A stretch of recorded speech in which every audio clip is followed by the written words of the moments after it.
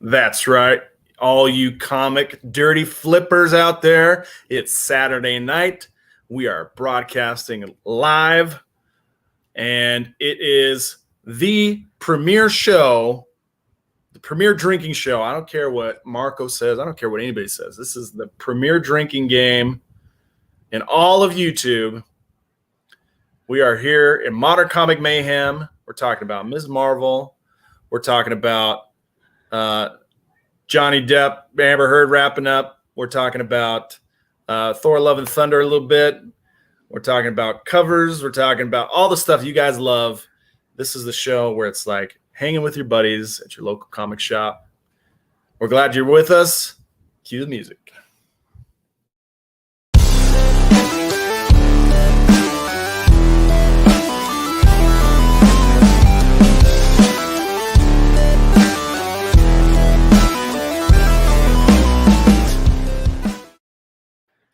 Yes, thank you everybody for joining us. And Sam is correct. It is the premier drinking game on YouTube. And the ringmaster of the drinking game is not here tonight because he's out drinking. He's out drinking. Happy birthday to my man Kyle. Yeah, big happy birthday, happy born day, happy new revolution around the Sunday to Kyle. One more year of not succumbing to the ghosts that haunt his house. Yes, which is absolutely crazy. And if you guys haven't heard that, you need to go check it out. Thresholds of Reality, where Kyle talks not only about the ghosts at his house, but psychics, Bigfoot pubes, Squatch pubes. We've got all those paranormal bases covered. Yeah, you guys, it is a blast, that's for sure. So check out the drinking game, you guys. Sam is correct. We do got a lot of fun stuff to talk about. People are going to be jumping in throughout the night, I imagine. Everybody out there in the chat, you are more than welcome to come on. You guys know that. We have 42 live right now. You guys hit that thumbs up. Man, we've got a lot of news and notes to get into tonight, and we got a new customer for the Red Hood trucker cap. That actually looks really good, bro. I gotta admit. Hey, thank you, man. Thank you. I've been messing around with the colorways and stuff like that. So they embroidered it and came out pretty good. You know. Yeah, it's dope, dude. I got shirts, hats. I kind of messing with my logo a little bit. I got 2 different kinds of logos. So I don't know, man. It's kind of fun, you know, jump on a podcast and be in uniform, bro. You know? Yeah. Well, here's Lords of Brooklyn says Red Hood and Red Hood. Nothing, yeah. Kyle, Lord of Brooklyn says Kyle is out partying with Liefeld. Kyle don't party like that. Liefeld gets down, dude. Liefeld gets down. Trust me, he gets down. That dude can party. Shout out to Doom Space Marine. He said, missed some good stuff at Most Wanted today. Hood. What does that mean? Missed some good stuff. Oh, Doom at Space. Most Wanted. Oh, man, that's my buddy's shop. Yeah, he was having his anniversary, man. I got out of work late, man. Bummer. I got out of work late. Nothing worse hit me than up not on making IG. I can't. I don't know who Doom Space Machine is. I forgot. But if you know me, you're probably my friend. The Prey trailer. Have you guys seen the Prey trailer? I haven't seen it. No. I tried looking at it, and it said it got copyright struck by Disney. Really? And I was like, isn't Disney the one releasing it? Yeah. Prey. Which one is that? Well, let's watch it. Predator. What do you say? Fire away, baby. Yeah. We got a lot of stuff to talk about tonight. We're going to get into it. You guys want to see the new Prey trailer? All right, let's see if we can do this here. So, share Chrome tab. Let's get rid of that. Put that over there. Okay. Share. All right, let's see what we got here.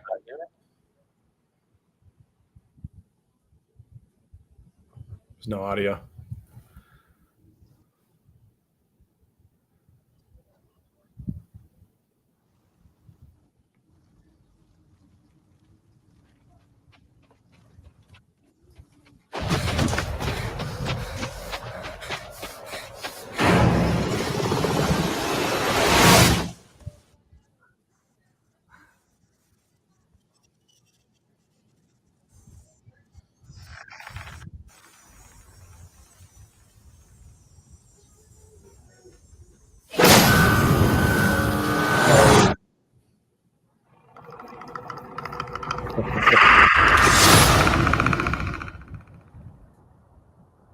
Yeah.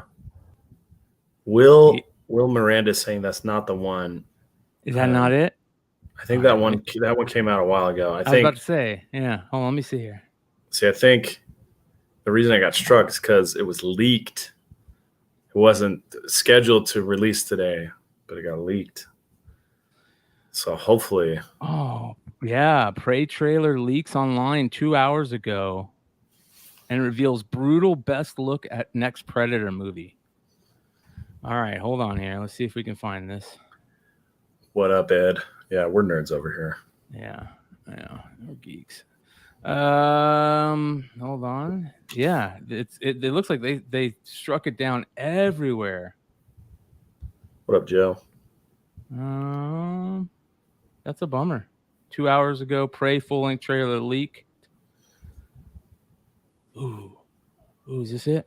Yes. Hold on. Yep, I got it. Do it. Deliver the goods. Deliver the goods. Fire away. Fire. Okay, there we go. We're going to get kicked off of YouTube for this? We're going to get that strike for sure. What?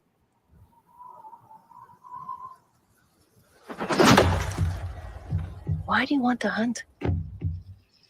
Because you all think that I can't. I saw a sign in the sky. I'm ready. Muy bonita. She looks like the tribe's goth girlfriend.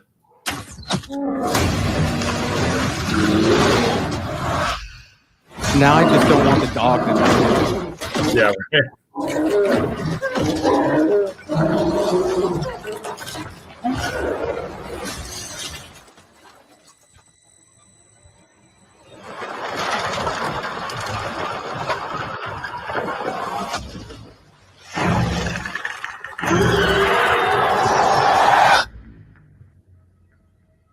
There's something out there.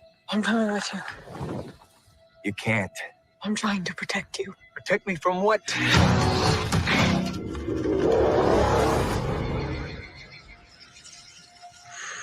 It's time.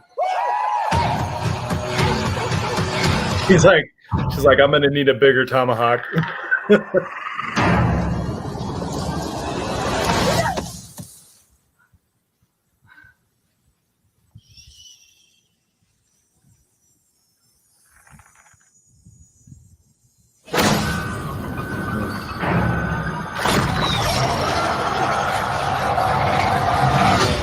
It knows how to hunt.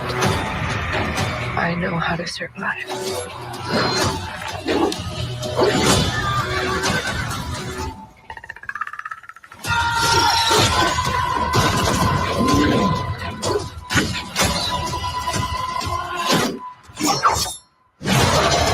Whatever did this, I can kill it.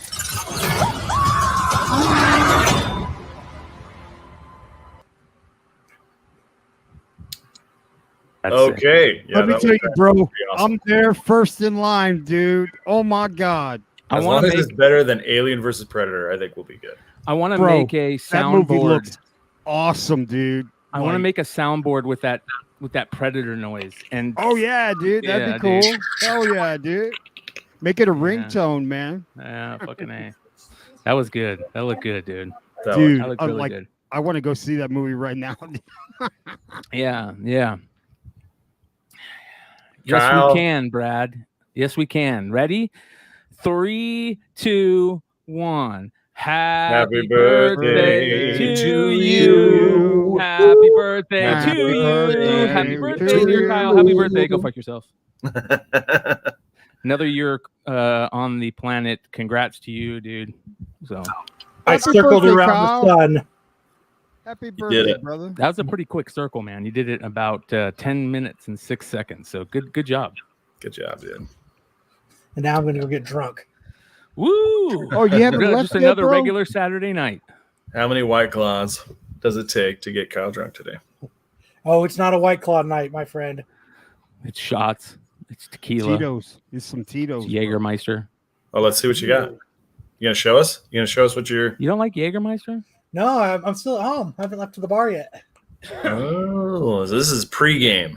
Yeah. Bro, you He's should pre-gaming. have all that shit in the house, dude. Don't waste your money, dude. Oh, Buy we some like the bar. books. Everybody's wishing happy birthday to Kyle. So congrats on getting older. I know. Boo. Mm-hmm. Yeah, that shit sucks. Well, it's better than the alternative. Yeah. So, Kyle, did you hear about the Teen Titans stuff yet? No. Well, I'm going to talk to you about it then. I guess there is new talk about the Teen Titans show, I guess, a season 4. Let me see if I can find it. I put it on the list. Did I not put it on the list? Jesus. All right, let me find it. That's pretty sad. Not a white car, a white claw. Hopefully that's just a typo. But I'll be drinking Crown Royal and Red Bulls tonight. yeah. All right, here we go. Teen Titans season 4. Release date seemingly set for fall been of this awesome. year. That's not what I wanted to see. I had a cool little story on Teen Titans season 4 for you, and now I can't. I fucked it up, dude. Damn it. Oh, well. Just remember, what are we doing next Sunday, Brian? We are doing a comic book sale on Whatnot. That's not You know, what I you were was- talking about. I was looking at Whatnot today, man. There's a lot of jokers on there selling garbage, dude. And like I had to pray so that I didn't jump in on the chat and just start talking shit to some of these sellers. It's like, get behind me, Lord, please help me, Garbage is not what like- I will be selling next Sunday. Like Yeah. I just wanted to say, hey, can I make you an offer for that dog shit book so you can put some good books up? I mean, like, how many of these dog shit books are you going to put up? I'll give you $10 for all your dog shit books. Start putting the good stuff up. Yeah, please, no more. Wait, were you serious? You're doing a sale next Sunday? What are you selling, Kyle? Comic books. Got a preview of any? Nope, that's what me and Brian are doing tomorrow. You're He's making a helping me. list and checking it He's helping twice. he's helping me dig through the boxes. 'Cause Man, have all no I know is organization. Amber Heard better pay Johnny Depp that fucking money, dude. You know what I Speaking mean? of that, let's get into that. Let's get into the Amber Heard, Johnny Depp, the return of the man. The Me Too Yes. movement is over. Like The Johnny false Depp, accusations. well, The first If- man to win an argument against a woman. nah, man. Here's to like, Johnny Depp. I guarantee what he's thinking. He's all like, "Oh man, she ain't got the money. She's broke, but at least I won." No, fuck that. Go get the money, dude. Go get the money. Okay. So Sell all her clothes. Take all her jewelry, just like they would do to a man. let's talk about remedies. First off, the jury, I want you guys to understand, the jury awarded him $15 million. They awarded her $2 million. So rather than having them actually exchange money, they just do kind of an offset. So subtract the 2 million from the 15, that's 13 million. But Virginia also has this law that limits the amount of punitive damages at 350,000. So he's actually only going to get 8.35 million. Now, how does he get it? Thank you, everybody. Well- I'll see you guys later. All right, bro. Kyle. Happy Happy birthday, my birthday. man. Later. So there's lots of devices that you can use to get money from somebody, but basically he puts a lien on her for the rest of her life until it gets paid. So he can go to any movie that she makes where she's entitled to get paid anything. He can go and garnish her wages, or he can go to any bank account that she owns and take the money out. He can go to her house and have the sheriff take her stuff and sell it at auction. I would do that. Yeah, he won't do that shit, man. No, I would. Yeah, I would totally do it too.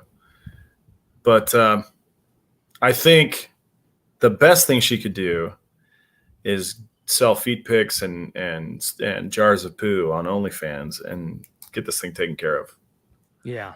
Because if she's going to appeal, and she doesn't want him to execute on the judgment during the appeal, she has to put up a bond for the amount of the judgment. And if she loses the appeal, guess who the money goes to? It goes to Johnny, not to her. And she's already said that she's going to appeal. So I would say look for that bond to be put up. She's going to get the money. Put up a bond. And then if she can get Elon Musk to donate $250,000 on her behalf to the ACLU, she can get the money. She can get the money from anybody. Isn't she dating Momoa? No. I heard they were together. No fucking way, dude. Mm-hmm. Where did you hear that? They were in a van together.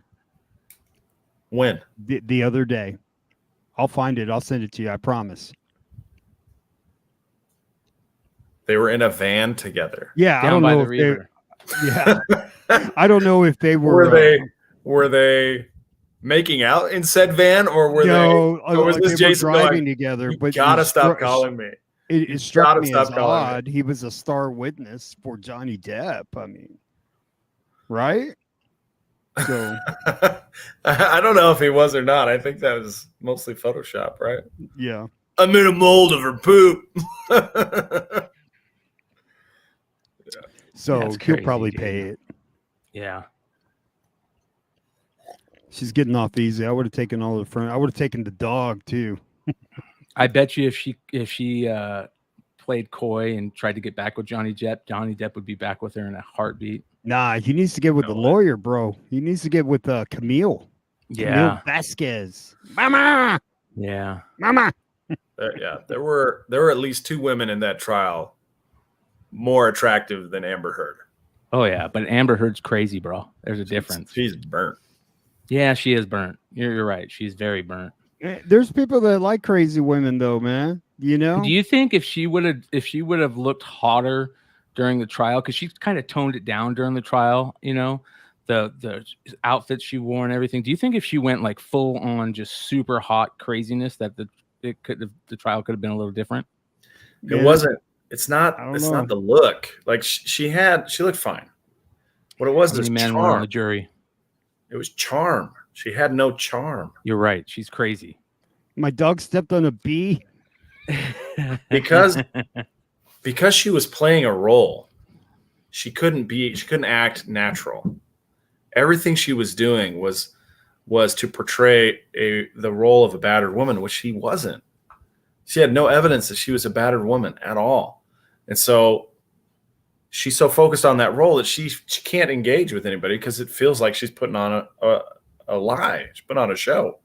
Well, Johnny, on the other hand, is coming out there. He's engaging with everybody, not just the jury, but the people in the gallery, with Amber's attorneys. Like they know that he's charming. They know that he's winning the public support, the public opinion, and they're trying to turn that around by putting on Amber Heard, who's like, I never lie. Everyone else here is a liar. Like this is the worst strategy ever. Well, she's gonna appeal that shit, right? Yeah. Well, her team has said that she's going to appeal, but like I said, comes with a little bit of a pro and a con there. Yeah, you get the appeal court to review what happened at trial, but it doesn't necessarily mean that they're going to overturn the trial. And also, you have to put up a bond. You have to put up all that money as like a bet, saying I'm going to win the appeal. So he does. So if I win the appeal, I get my money back. But if I lose the appeal, he gets the money. Well, how cool is this? Johnny Depp's going to be doing a how badass is Johnny Depp to fly out immediately after the trial was done, you know, like they were still waiting for the verdict.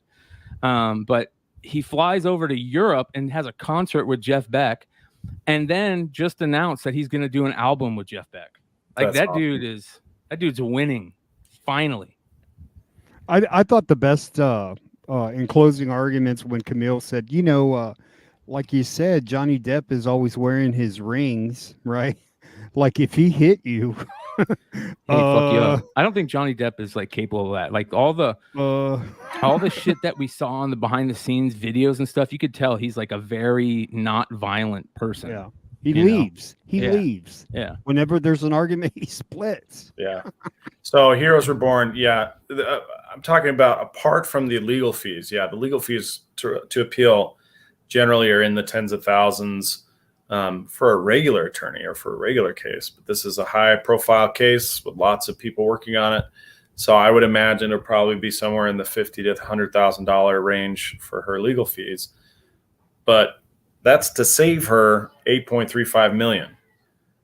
So she has to weigh those things when she's making that decision. So is she having a kid? Or does she have a kid? Oh, she does have already had a kid. Yeah. Oh, I didn't know that. Who's the father? I don't know. It's not Johnny. They've been. How long have they been fighting, man? They divorced in 2016. Oh my god, dude! Imagine going through this for 5 years. Fuck. Yeah, that's crazy. He was making a lot of money doing those Pirates of the Caribbean, man, and that fucked up his game. Yeah, we could be on part 7 right now, man. Well, you heard that. What's his name? The producer of that. What's his name? Gore Verbinski. No, the producer of Jerry Bruckheimer. Bruckheimer, yeah. Bruckheimer said that he has a script ready that's going for what's her name, but he also has one written for Johnny if Johnny wants to do it. It's on the what's table. her name being Harley Quinn? Yeah, Harley Quinn, exactly. All right, did you guys? Here's another funny thing that's kind of going around the world. Let me show you guys this. There's Nate. What up, Nate? What's up, fellas? All right, here we go. You ready? Yeah, let's hit it. Oh, brother. What are you reading? Nothing really. Just Reading.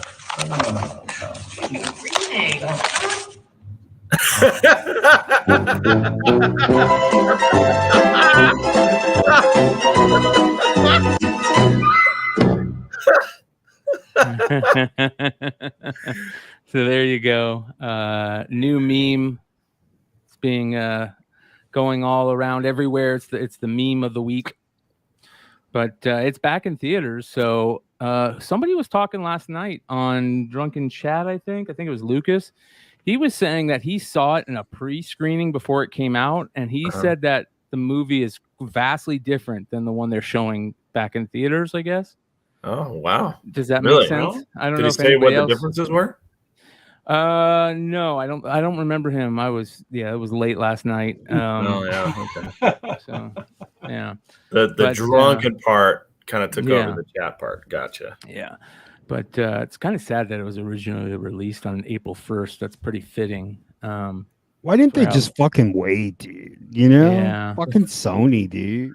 I think they try to hit those weird time frames so that way they can say, hey, it's the most grossing movie in the first week of April. Kind of like Deadpool, February. It's really odd. Yeah. They want to be number one. It's like being the valedictorian in summer school. We want to be the best of the dumbest. I love how Jared Leto is okay with making fun of himself. I think that's Wait, was that Leto's Instagram? Yeah. That's hilarious. It's Yeah. morbid time. Yeah. And It's time to get morbed. Yeah. All these crappy movies are fucking with my comic books, dude. They're hurting the value, dude. So I heard that Morbius yesterday when it was back in theaters, it made a total of $85,000 on all of the Friday night screenings they had. Yeah, that's was that just from popcorn and that's bomb. Like that is dude. bomb. That's fucking crazy, dude. Yeah, I actually terrible. looked at the times because I never saw it the first time it came out, and I want to see it. 85,000. Yeah, that's a really poor performance. Are you gonna go see it? I You get a should chance, live stream yourself You should record your Crying. reaction to it. Crying. Yeah. You're like, what the heck? What? Why did they do that? Like, what's the Sam smoke? told me. What's all this smoke? Sam asked for this. You know, it's disappointing because you know, and I didn't see it, so I can't really say shit. But Sure you can. the trailer looked good. You know, The trailer great. No, the trailer did not look good. I the thought the trailer looked really good. cool. It looked cool, man. Just like I Suicide was Squad, like, the okay, trailer looked all right, great. give it a chance. I thought the trailer was kind of cheesy, but I did not like the trailer. I was like, I this thought is he gonna looked- be a dude, there was disappointment. some- Bump it he up. looked really cool. Yeah, wrong way, Nate. Other way. There you go. Are you trying to hit Like, me? fuck that. He's trying to fucking get a fist pound from Joe. Oh, okay. Um, Wrong way. There- oh, come on, guys. Oh, so close. you uncoordinated. Wonder fuck. Twin powers activated. Yeah. I'll be the water. Yeah. Oh, jeez. Here's another interesting thing that we didn't go over last week or so. Joe Quesada, longtime editor-in-chief at Marvel, gone after 20 years career with the publisher. I Does anybody saw know that. why? I thought I misread it. honest. Quesada released a public statement to his social media accounts detailing his departure from the publisher, thanking his many collaborators for their years of work. Quote, in August of 2000, Marvel took a shot on me and trusted me with the keys to the universe and has been my biggest supporter ever since. During that time, I've had the great fortune to stand on the shoulders of giants, none broader than those of my predecessors and mentors. The best editorial team in the business, my co-working family, and the most talented creators on earth who put their most trust in me, especially in the early days when it looked like I was selling tickets on the Titanic. Thank you for all hold sharing. it right there. Yeah. Thank you for What are you all doing, sharing. Brian? Yeah. Oh, yeah, there you go. Thank you for all sharing your talents and pouring your heart and soul into every project. It's been an honor working with you. I hope to do it all again. He didn't really say, did he? Yeah. Okay. So So he if got you're fired? editor in chief for 11 years of the biggest comic book company in the world, the only reason you leave is you're either going to retire and sail around the world on a yacht, or you're going to Or open your there's- own label. Yeah. Yeah. Well, It's what about getting interesting. axed, Sam? You think you got axed? And No, I don't think he got axed. It says here, Quesada's departure from Marvel, he states that he'll continue to occasionally contribute to the publisher, including in an upcoming unannounced project that he's teased several times. Additionally, Quesada promises future creative projects, including a short-term film that he's writing and directing. So he's just tired of doing the shit he's doing. He's getting old. He's branching out Yeah. before he dies. Yeah, but he totally changed Marvel, right? I mean, he turned Marvel into the juggernaut it is. It was kind of flipped back then when he took over, where DC was the juggernaut and Marvel was kind of the changing things around and making the wrong funny part- decisions. I think the first book I remember him on was the 4-issue miniseries that was. Help me out with this. It was the one that introduced. Ash? It's for DC with Batman. Oh, Azrael. No. Azrael. Yeah. Back he in did. the early He did all the 90s. art in that. Yep. It was incredible. I think that was the first time I ever knew who he was, and because I was like, "Who is this guy?" And then he just blew up from there. Yeah, he did Wolverine Origins. Yeah, Sword of Azrael is what you're talking Sword of about. Azrael. Yep. Ash, remember he created Ash. Yeah, he's done a lot of cool stuff over the years. His very first professional work, I think, was in Captain N, which is a Nintendo book, if I'm not mistaken. wow. Let me take a look here while we're talking about this. Was he doing that before? I think actually one of the covers that he has, we talked about the whole Daredevil run, the most recent run, especially if you talk about like North coming in, if they come into any of these kind of guys from the current series coming to the movies or miniseries,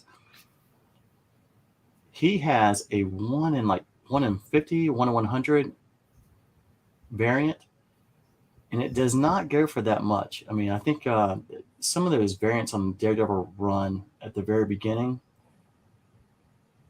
everyone's out, they look at the Zdarsky run, and that may be one to kind of keep an eye on. Can you do like a control find? Yeah, it's not. It should just. It's not. I don't have them in here. QR. That's interesting.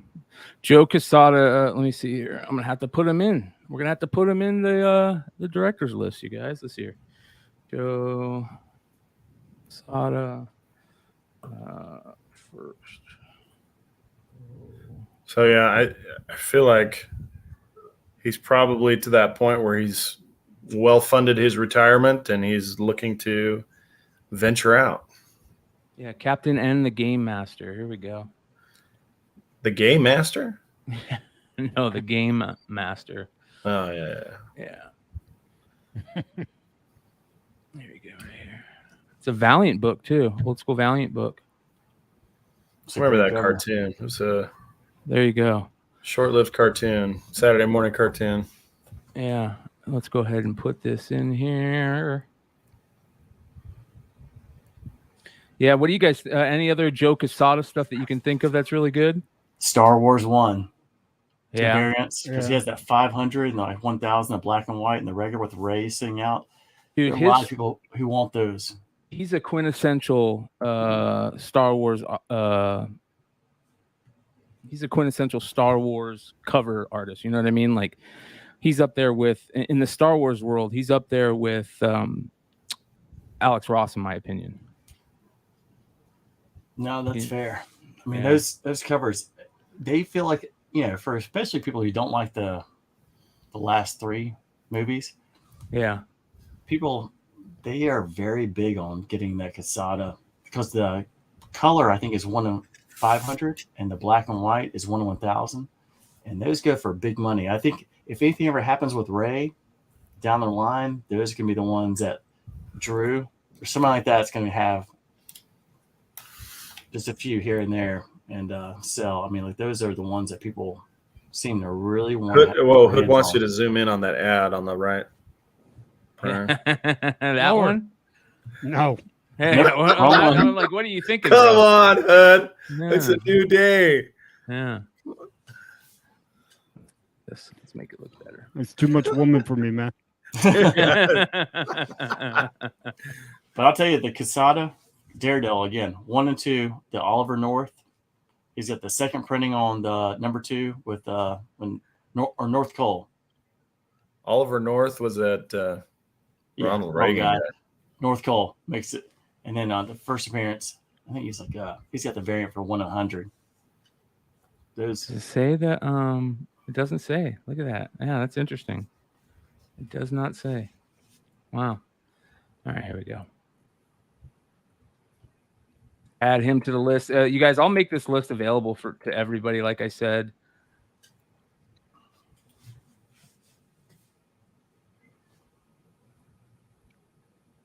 It's like getting your very own Hollywood star on the Hollywood Walk of Fame. QUESADA. There we go, you guys. Boom. You guys can have that. Can take part in collecting all that fun stuff and add to it too. I'll once I make it available for everybody to see, I'll put a link in the description. Hey, did I miss Kyle getting his 21 Prism football cards today? Dude, fuck that. Did you see how much they were a box? No, I didn't. I didn't. Hobby boxes of Prism football were $1,300 from Panini. From That's Panini. a lot. Fuck that shit, man. Watch. Blasters are going to be $40 a pop on them. You watch. God, Yeah, fuck that shit. It's not worth it. It's definitely not worth it. Nope. So it is what it is. Hey, I'd rather buy vintage, man, Yeah. than this garbage coming out. Yeah, Yeah. I'm with you. Yeah. Did you guys see this? That I know Yee was talking about the that new Bolin Joker cover that's coming out. So it made me go look at some of the Joker stuff. And we're going to talk about that during FOC today. But this is interesting. And we've been talking about the Zdarsky Batman run that's starting with Batman 125.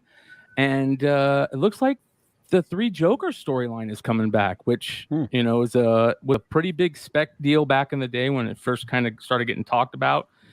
And they really messed up by telling the story in these weird gaps, and nobody's interested anymore. So But it says DC has released a trailer for Chip Zdarsky and George Jimenez upcoming Batman run, which kicks off in July 5th, Batman 125. Let's take a look at it. So, let me do this so you guys can hear it. Share. All right, here we go.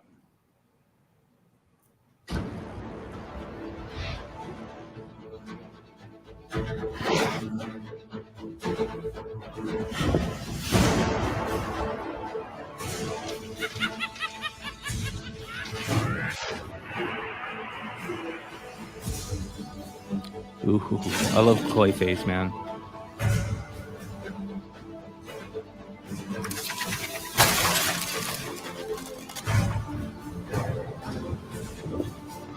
Is that Damien or Tim? It's Damien, right?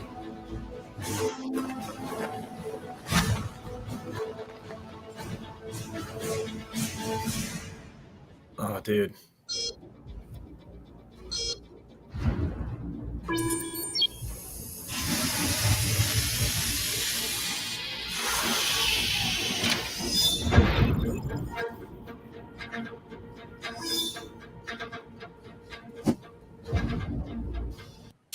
What is that?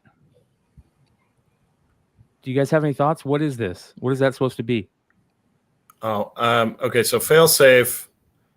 The title to me invokes the idea that Bruce is gone, and this is what he's put in place in the event that he gets eliminated, or something along those lines. So there's some sort of automated Robot, some Iron Man, some Batman. Maybe this is Batman Beyond Armor type shit. Shut the door. I don't know, man. You know, we'll see what happens. What does it say When's here? that coming out? July 5th. July 5th. Huh. It says the question then becomes, oh, here we go. Right off the bat, the first question is whether Batman 3 Jokers was originally intended as canon. That said, whether it was initially meant to be part of the mainstream DC continuity or not, DC's current omniverse concept means that any story told in a DC comic can be considered canon if and when the current creators wish it to be.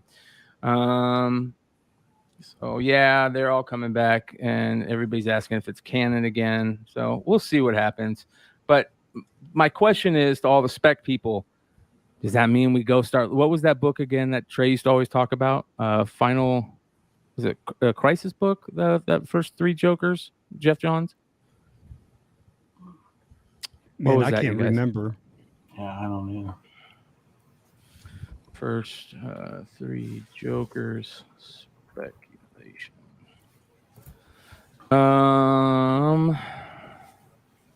Yeah, that was a book back in the day during Unpressable Defects. What book I will was say that? when I read it, I really liked the first book. It was after that, it didn't hold as much weight. But I thought the first book was pretty good. Yeah.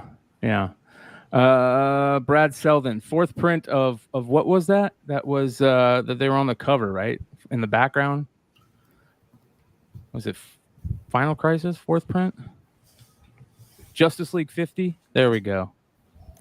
Righteous Flipper. Come on, Justice League 50, Batman, the 3 Jokers, and Countdown. I got dozens of these. So here's my question on those. I know you got dozens of them. So does everybody else, because it's been failed fucking spec and nobody's been buying that shit lately. Here's the question. Does it start going crazy again? Let's take a look on eBay and see if we've been selling any of those. First 3 Jokers. My shit's not typing. I got an idea. Why don't they tell a new origin story? Yeah, I know, right? Let's go sold. All right. Have they done a Batman what if, like his parents didn't get shot and he got shot? I guarantee they have before, man. I guarantee it. That seems like, or even like kind of like the movie. They were in bed with criminals. yeah. Oh yeah. That'd be. Here we go. Rebirth 1 fourth printing, first 3 Jokers, 26.21. So let's look that up again. Yeah, where they're in the back cover. This is the one I'm talking about. Let's see. Hey, Joe. Yeah. Just in case you didn't see. 12-7. Good guys. Oh man. Tennessee won. Yeah, they were losing to Campbell. this small school, man. 37.99 on May 10th. Wow, that book sold for almost $40 on May 10th. That is crazy, dude. Yeah, there's not many of them That sold. was a month ago, dude. Yeah. Like, wow. Wow. Yeah, not many have sold. Look at that. I'll get through security. I'm not surprised. What? See if anybody's trying to sell them. I Like, bet put them you. up. I bet unsold. you. Yeah, let's take a look here.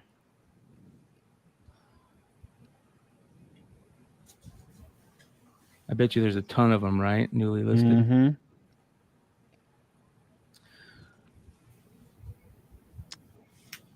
No, not yet. No, No? nobody cares. That's what I'm saying. Yeah. I don't think anybody cares. And that's my question is, they've been trying this storyline for years now, and people are just like, it's not a compelling storyline. I mean, look at that shit. That's terrible. Nobody cares about that stuff. Like you need like Donny Cates on Batman, dude. Like that's what you need. Like Chip Zdarsky. I don't know. Dude, man. Darcy's great.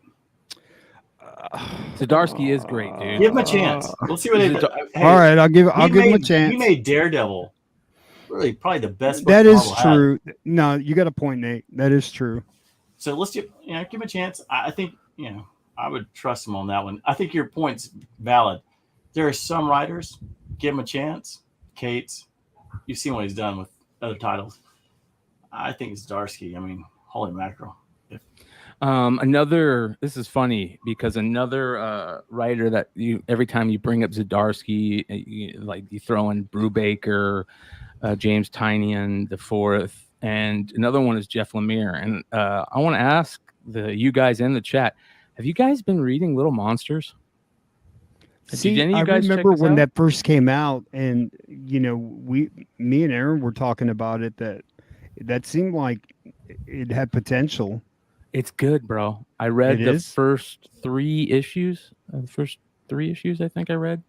No, 2 issues, and I read a synopsis of the third. And it's really freaking good. It's about a bunch of young kids who are vampires and trying to live in like a post-apocalyptic. I don't know if it's like post-apocalyptic world or whatever, but they don't want to feed on humans, and it's about their struggle. It's really freaking good, man. And Jeff Lemire is doing the writing, and then number 1 had this gorgeous cover. I guess it's a 6-issue series. I think they have 3 more issues to go. But to me, it's good enough to go and try and pick some of these up. And I don't even know let's take a look and see what these are going for, right? How many issues are they into the series? 3. I think they're 3. There's I think 3? they're 3 issues in.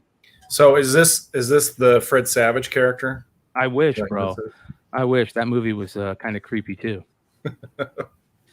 All right, here we go. Little Monsters. Let's take a look here. So yeah, I mean, you can see here, you can get a number 1, that great A cover by Dustin Nguyen for $4. Cover A 9.8, $60. It seems like, and dude, the cover, the monkey cover for number 1 is good too. It's really creepy. Look how creepy this is, dude. Wow. It looks like Yeah. no. Yeah, dude, that is cool. It looks like With all the- Castlevania from Netflix. Yes. And look at the kids in the background on the tree just hang. Dude, that looks so good. So it's a really good series. I think it might be something to keep an eye on. I know everybody was kind of talking about it, but this is the Scotty Young exclusive for it. Oh, Yeah. I mean, really, really cool art on some of the covers. I know that some of them are exclusives. I get it. There's your real Little Monsters there, Joe or Nate. That was supposed to be a kids movie. That shit's creepy, bro. That is creepy. Wasn't that Howie Mandel? Is that who that is? I don't remember. Was it Howie Mandel? I think it might have been Howie Mandel that played that I character. don't think that's Howie Mandel. Okay. But yeah, man, 1, 2, and 3. There you go. Yeah, 3 books. There's 3. You can get all 3 for $26.99. It might be a decent play. I don't know how many there are going to be, but I read it. I started reading it this last week, just checking it out, and I really, really liked it. I would suggest if you haven't checked it out, it's really, really good. It's Dude, I really like Brian. the cover C, and I like the Scotty Young variant. I mean, only he can make creepy, like almost like worse, being like cute. Yeah. And Lemire does get shit optioned. That's true. Yeah. 4 issues in, says Royal Clown. Okay. Yeah. So, what were you gonna say, Sam? I think it is Howie. I think you're right on that. Yeah, man. Yeah, hell yeah, that movie was kind of creepy. So you know what else was another movie that was not creepy, but it reminds me kind of that same era was Drop Dead Fred. You guys remember Drop Dead Fred? The imaginary Oh. friend. Yeah, was it Jennifer Connelly in Drop Dead Fred? I think. I thought it was Winona No, Ryder. It was not Winona Ryder. It was the chick from in the red bikini. Oh, Phoebe Cates. Phoebe Cates, man. Yeah, that was a Mama. crazy cool movie with the dude from Young Punks. Oh man, that was good stuff. So yeah, check this out. That's a really good book. They're getting ready to release issue 4.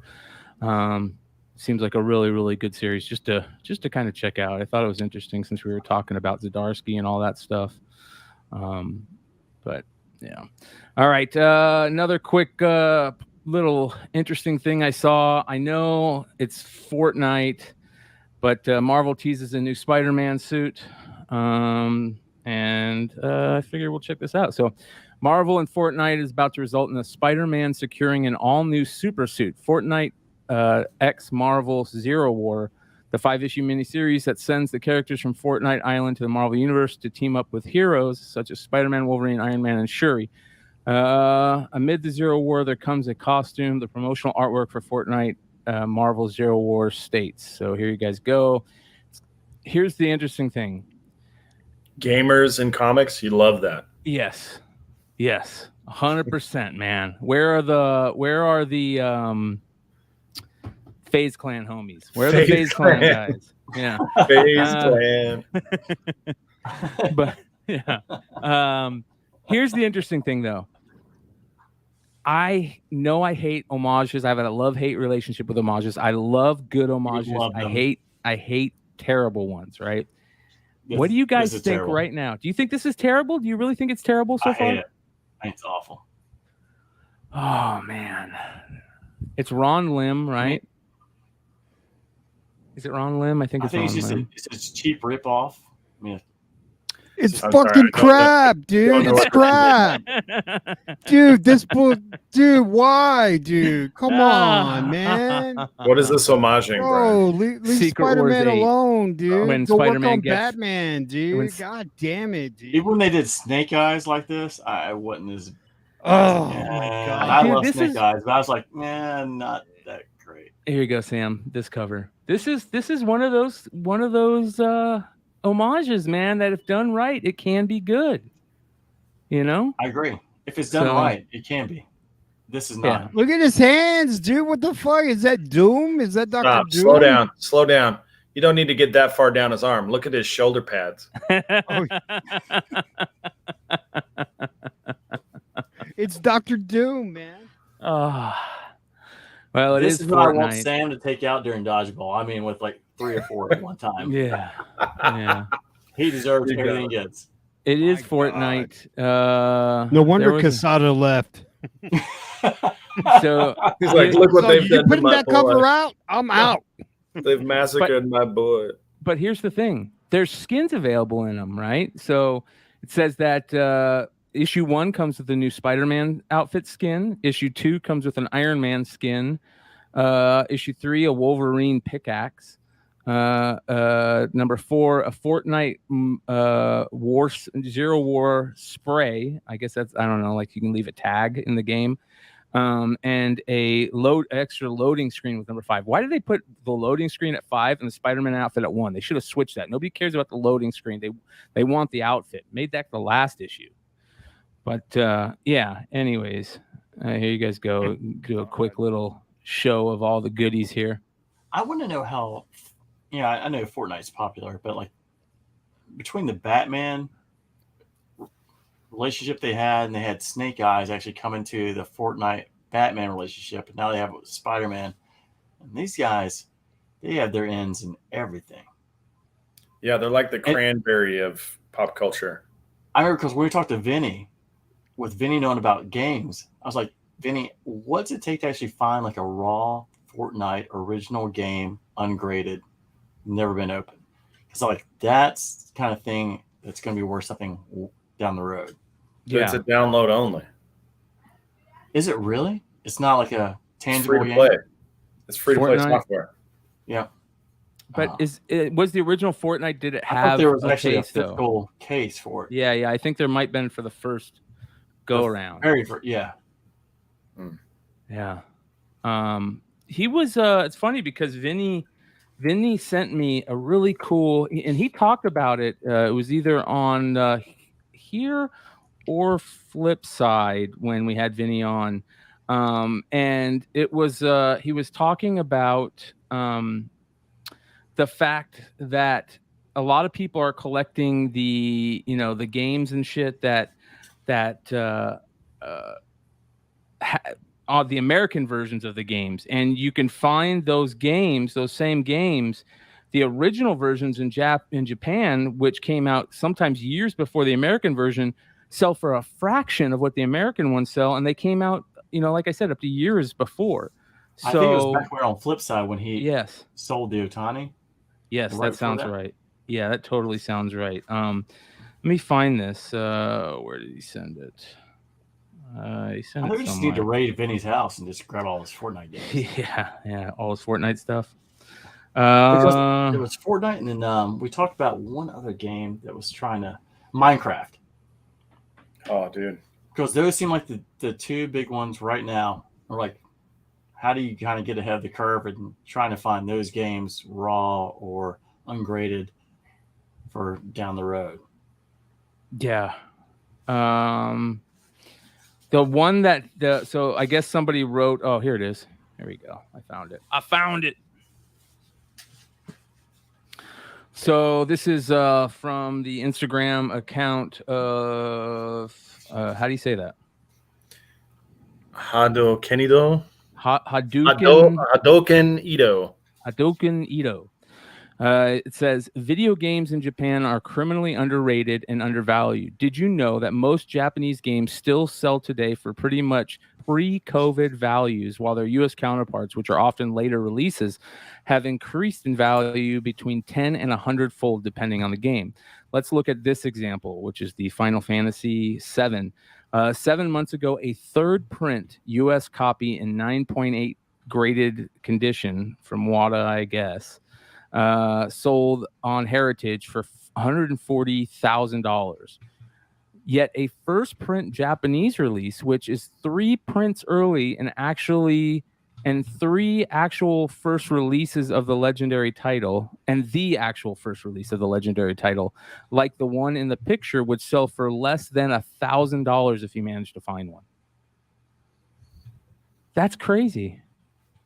That's really cool. I mean, and the crazy that what I'm saying is crazy is that Vinny was talking about this, a long time ago to us, and that's exactly the case. So it's still a reasonable market to get into. You know what I mean? Yeah, man, definitely, Nate.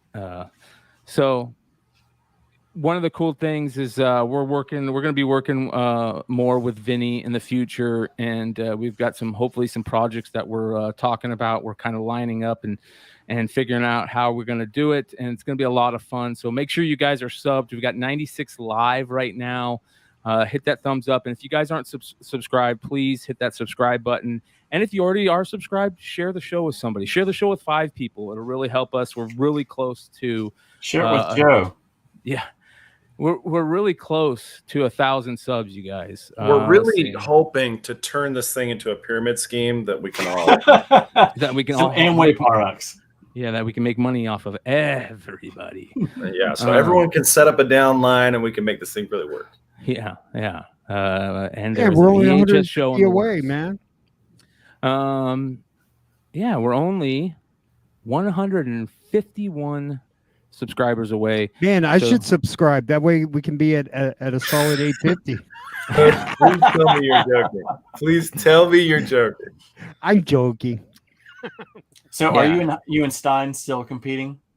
What get is to Stein? Let's 1,000 see what first? Stein's got. What does Stein got? Stein has, You guys I think he's got more neck than and me. neck. 876. You guys, Oh, man, that's Stein's close. got 27 more subs than us. There's got to be 27 of you that are watching right now, whether live or on the replay, that I aren't bet subscribed. Monty Mel B has not subscribed yet. Well, you know what's crazy? I think that like 72% of our viewers are subscribers, which is great, but that means that 28% of you are not I got an subscribed. idea. I got an idea. So Thursday we come up with the show, the pre-hot 10, right? To get you ready for the top 10. Warming up. Yeah. So Well, let's make it the lukewarm 6. yeah. Also, you guys, new podcast episode. Me and Keith got a new episode that we just did. A lot of fun. Go check it out. Episode 152. Looks thrilling. Wake up. Well, hold on. This is the intro. Do you guys not know how the intros work on that Danzig? podcasts? Yeah. It's not Danzig, but hold on. I'll share it with you guys. So the intros will never change. At least I don't think they will. They just found a shit ton of more pyramids in that Amazon last week with LiDAR, dude. They just keep uncovering more. I got really bad cotton mouth, bro. Holy fuck.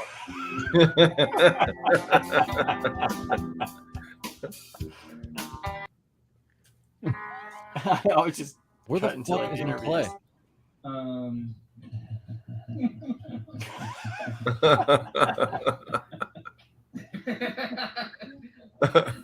Oh my god. Okay, keep us legend. You guys go check out the podcast. All right. Where were we at? We had more fun stuff that we were talking about. Can I say one thing about the podcast? Yeah, of If course. people haven't listened to the Max, and I'll butcher his last name. Is it Cavalera. Cavalera? Yeah, Cavalera. So I actually was working and I just put on YouTube because, like, hey, let me listen to it, and just kind of went through and through it. And there were some things I needed to listen to like 2 or 3 times to make sure I got them. And it just like kept hitting. And the stories are just, I mean, it's literally like a VH1 behind the music that you guys have with him when he starts talking about Kurt Cobain, the drugs, and then with Keith having his sister manage his band in Arizona. I mean, like it's Yeah. really funny, and he seems like such a really down to earth guy. I mean, Yeah. it's Well, really a lot of fun.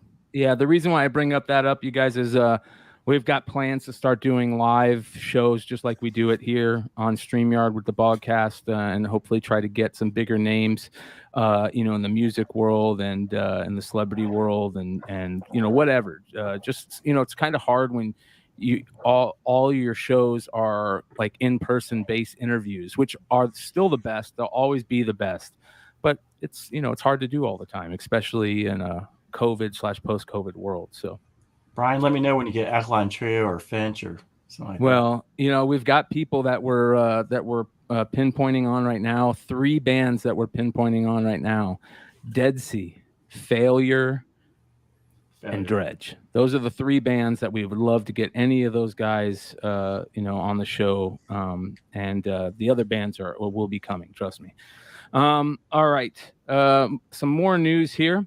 You remember when we were talking about the amazing Alex Ross?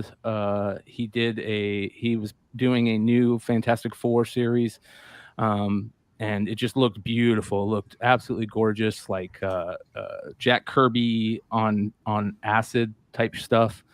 Well, it's coming up. It gets a new release date though, which is it is what it is. So, new Fantastic Four that is coming out. Let's see here. Where's? I mean, look at that art, dude. That art is crazy. It's absolutely gorgeous, and I love the black and white. But it's very Kirby-esque, like with the space and the different colors. That is so beautiful right there.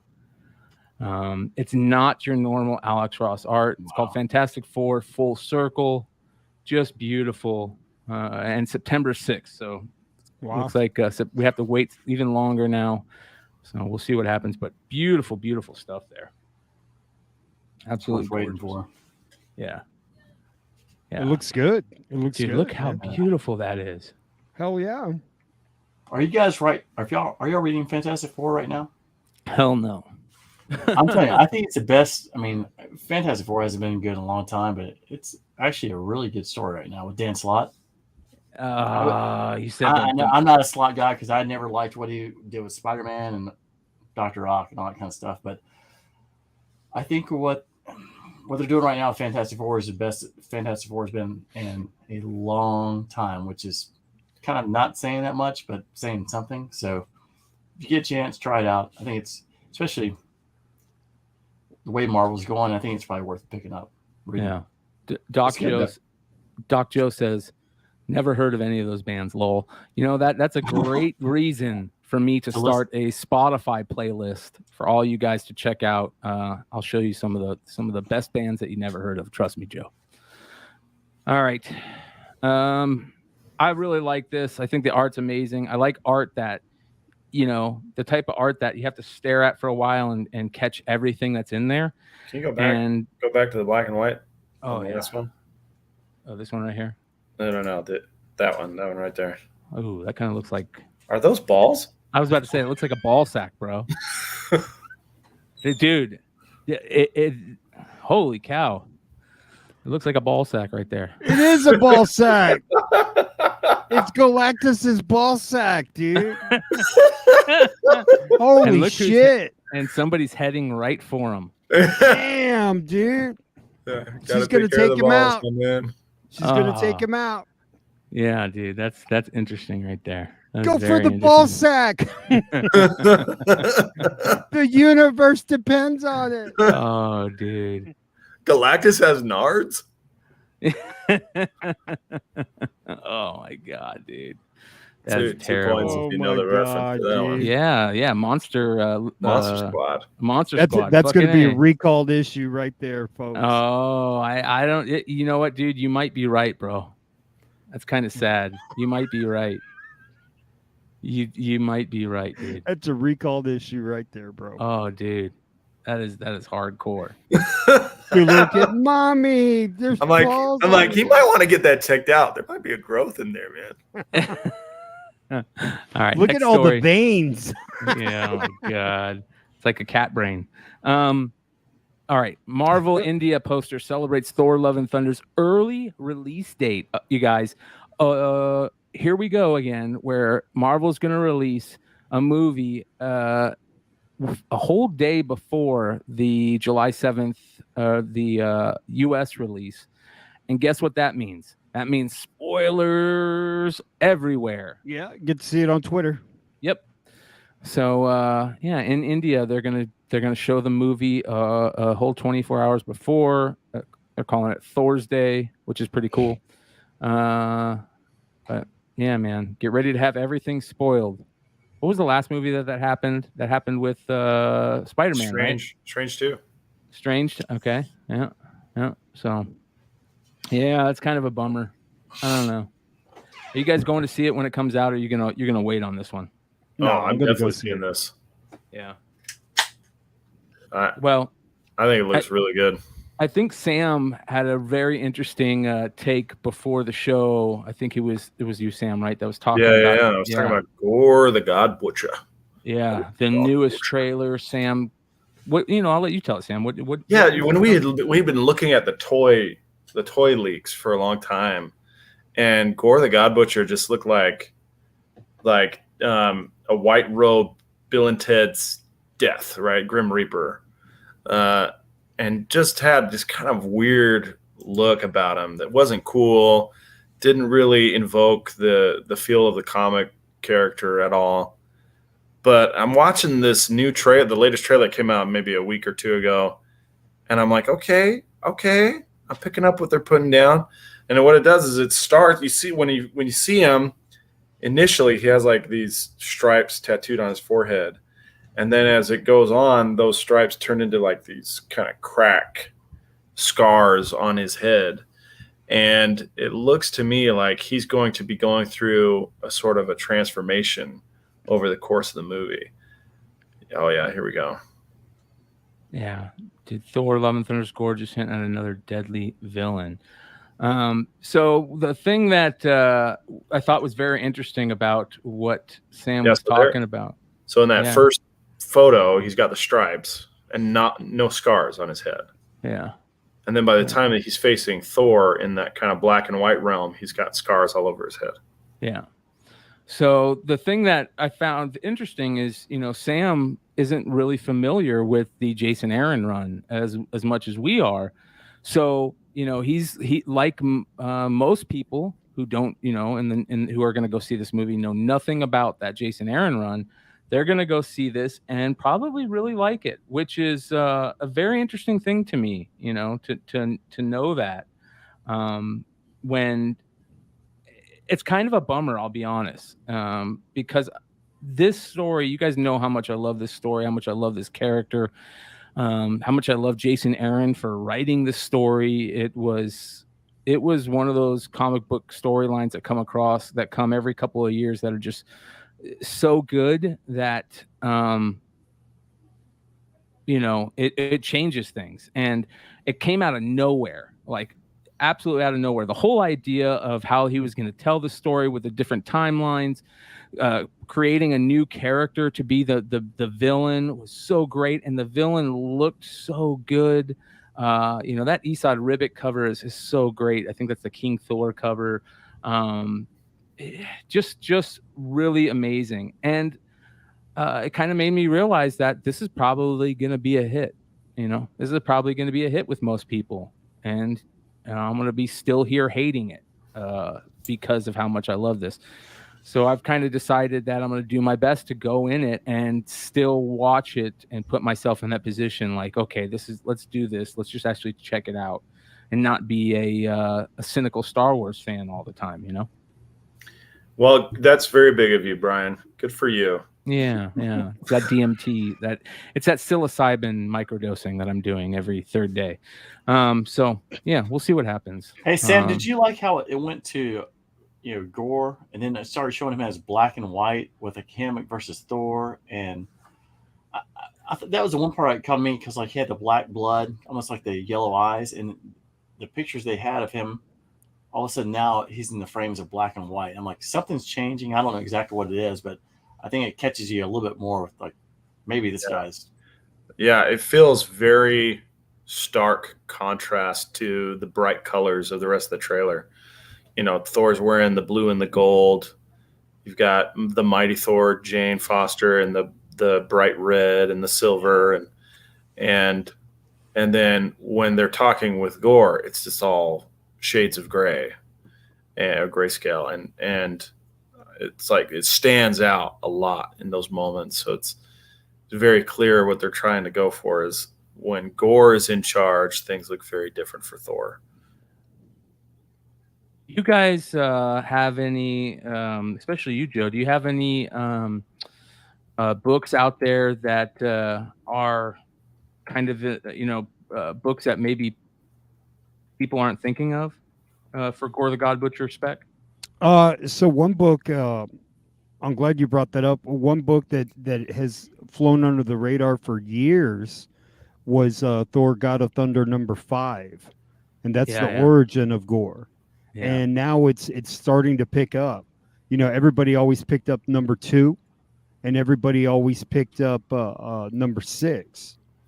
Yeah, #6 being the first cameo appearance of Noel in comic books. But this particular book right here is the full origin of Gore the God Butcher. So, and just amazing Esau Ribic art, man. It's just phenomenal. And the whole run itself, 1 through 25, Brian, and it's just amazing. Issue 1 has really picked up too. Like that's first appearance of King Thor, and you mentioned that King Thor cover with Gord the God Butcher on it. That was the second print, and that one graded goes for about $300, something like that. Yeah, here's the issue 1, which is Yeah. just so great. He kicked it off. There's that second print. I really like the Esad Ribic design variant cover because it's not like the other design variants. And like I said, one of the most amazing things about the storyline is the time aspect with the 3 Thors, and he has that on the cover here, and that's just really, really cool.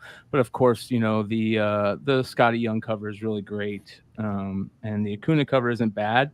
But let's go through some of these because, again, the Esad Ribic stuff and is amazing. Hey, Brian, do you mind if I bring one that's actually not? It's in the run, but it's not about gore. I would love to. Yeah, man. What are you thinking? 19. Okay, let me find. And this is a variant. So 19 is the one. It's the first Dario Azure. Oh yeah. And I think that like you watch the Loki series, like when you see Walmart, you see Roxxon. It's coming. So we know eventually it's coming. I said this on Wednesday night. Christian Bale would have been the perfect Dario Azure. So there is a 1 in 100, and I want to say a 1 in 75 for 19. And I feel like these books are the ones that are just right now are sleepers. Because if you, and I think that, you know, I think we've all talked about like sometimes the bad guys aren't the ones to spec on. But if there are guys that can actually last more than one, like Thanos, Kang, Doom, to me, he seems like one of those sleepy bad guys. And this is 19, the 1 in 100. And if you actually look at this, you can find these for under cover or under a ratio. Yeah, so and I'd say if you pick these up, I'd find them all day long. Yeah, and that Dario Azure character is a great character, and he's on that cover of the A cover too, which is really nice. I really love this one too. All the regular covers are great for that whole run. Oh yeah, and I think 25 too, because I know everybody talks about like the first Thor when Jane Foster becomes Thor, but like I thought the God of Thunder 25 was really kind of the first time that. How did that get in there? That's the God of Thunder right there. What's that? that's the God Butcher, all right. Yeah. Just good art. Yeah. You guys, this is just some of the recent sales on everything. But yeah, you know what's funny is when the comic book women was first starting, we were trying to think of ideas for the girls to have a really good show and kind of get into something that they're not that haven't really got into yet, and we were trying to think of something for them to review, and the first thing in my mind was like Thor God of Thunder, because it's short enough and it's good enough to hold your attention, and a lot of people might not know the whole run. And man, they did such a good job creating content with it because it was that good. So if you guys haven't seen that, go check it out. I think you can still see it over on Flipside, I believe. It's like one of the first Comic Book Women episodes. And you can still pick up the trades too. If you can go on Amazon, pick up the trade paperback. Not omnibus. I don't think they have an omnibus of it, but they have the trades. And actually, after God of Thunder ended, they went to Thor. Jane Foster became Thor. I think one cover that gets slept on is the Alex Ross, the 1 in 75. Loki coming through. Are you familiar with that? I mean, it is I'm gonna grab it. Hold on. Beautiful cover. There's a black and white and there's color, but the color is actually much better than the sketch. And this is what number? It's Thor #1 after the God of Thunder run. So when Jane Foster starts coming up as Thor, but Loki as Alex Ross is the 1 in 75 coming through. And it's a beautiful Beautiful cover. Let me There's one, Nate. There's a Thor. I think it's Thor 1, and it's a J. Scott Campbell cover, and it's a fried pie variant, and it's those got are hard to find. it's got Was that the Thor Mighty and Thor? Or was it yeah, just it might be Thor? the Mighty Thor #1, but it's got Jane Foster and Thor on there, and J. Scott Campbell cover. No, I can't find it. Hold on one second. It's the fried pie variant. I'm looking for it. Is there any spec going on about the gods being butchered by gore? Yes. Well, there's that one in the background, right? That they took directly from the comic, and Thor's looking at him. I forgot what god that was supposed to be, but it's dead. When was that that series? The Mighty it the Thor. The one that Nate was talking about. Oh, it came up right after. 2015? Yeah, Had to be in 2015 or 2015. 16. 16, Yeah. I think. All right, hold on. Let me find it. So many Thor series, you guys. It's all over the place. 2015. I think once, when Kate's pulled Null from that series, that's what really put the heat on the books. Because then it made you go look at those books, and then everybody was talking about Thor 6, and then it just said, well, what's going on with these books, and are they connected? And it sort of made people pick the Venoms up along with the Thors, and there was that whole deal there. Oh, there it is. The fried pie's right in the middle. Yeah.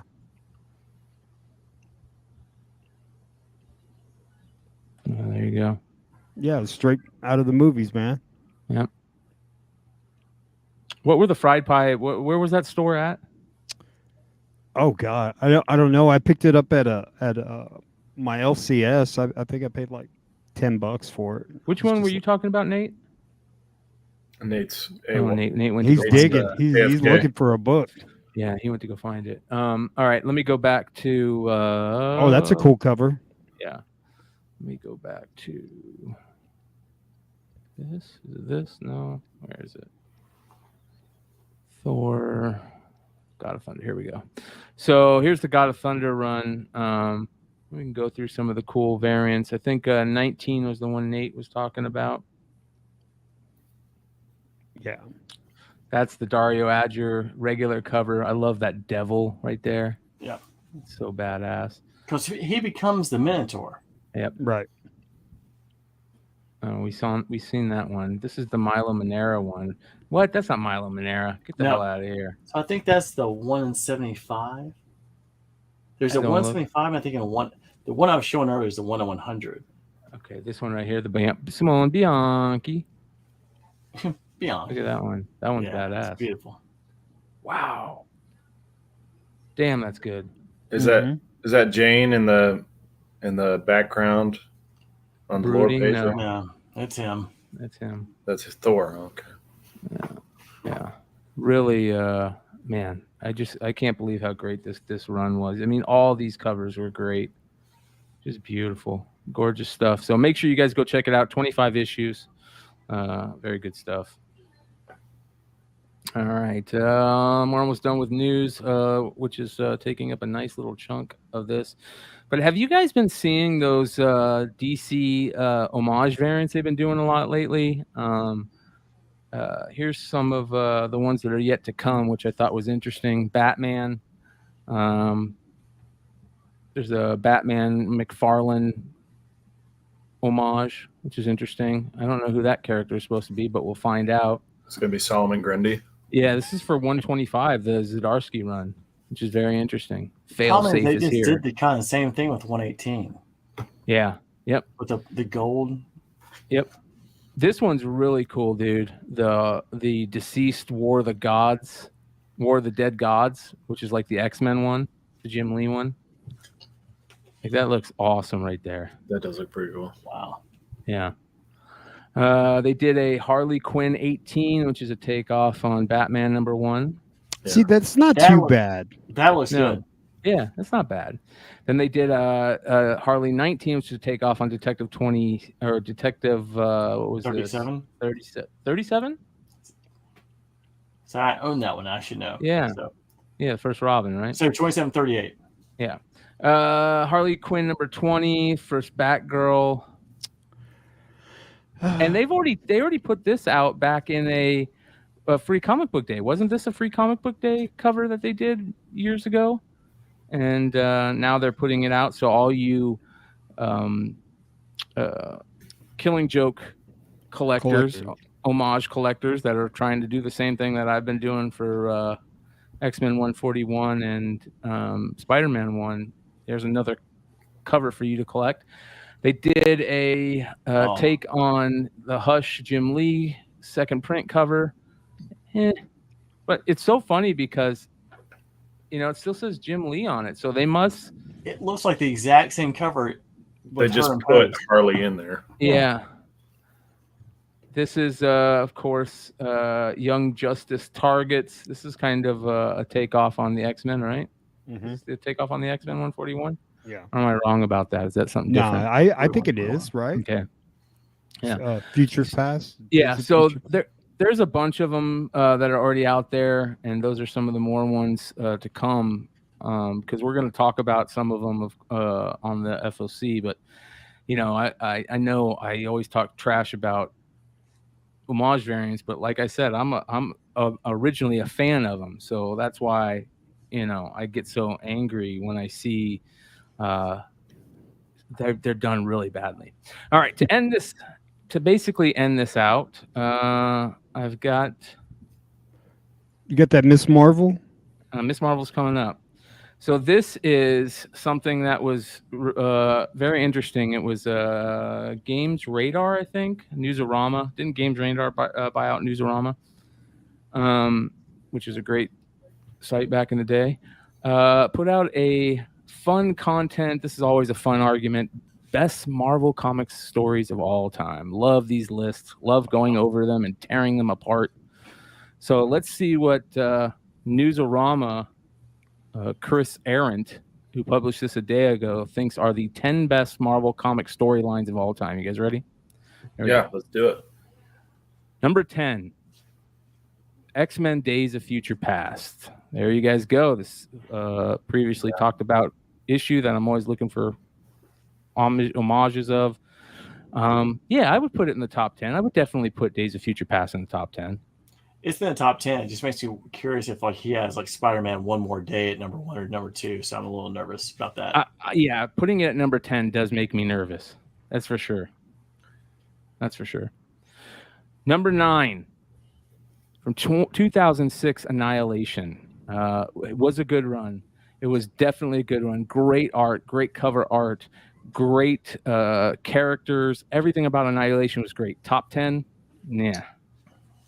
I don't think so. What do you guys think? I don't think it's top 10. Yeah. I don't think it's top 10. I would say the best thing that came out of it was around having the Guardians of the Galaxy that people love today.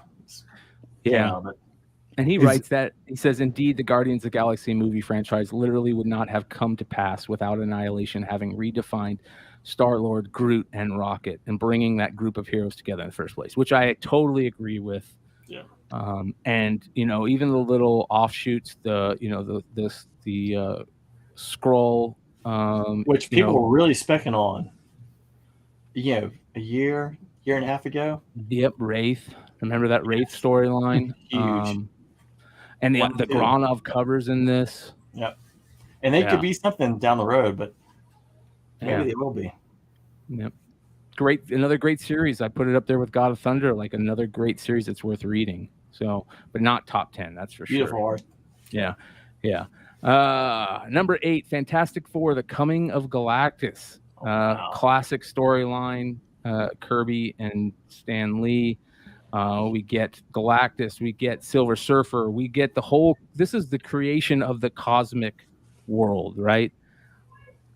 And I think you have to put it up there in the top 10 for 2 reasons. One, just the creation of the characters, the creators who were part of it, what it spawned, right?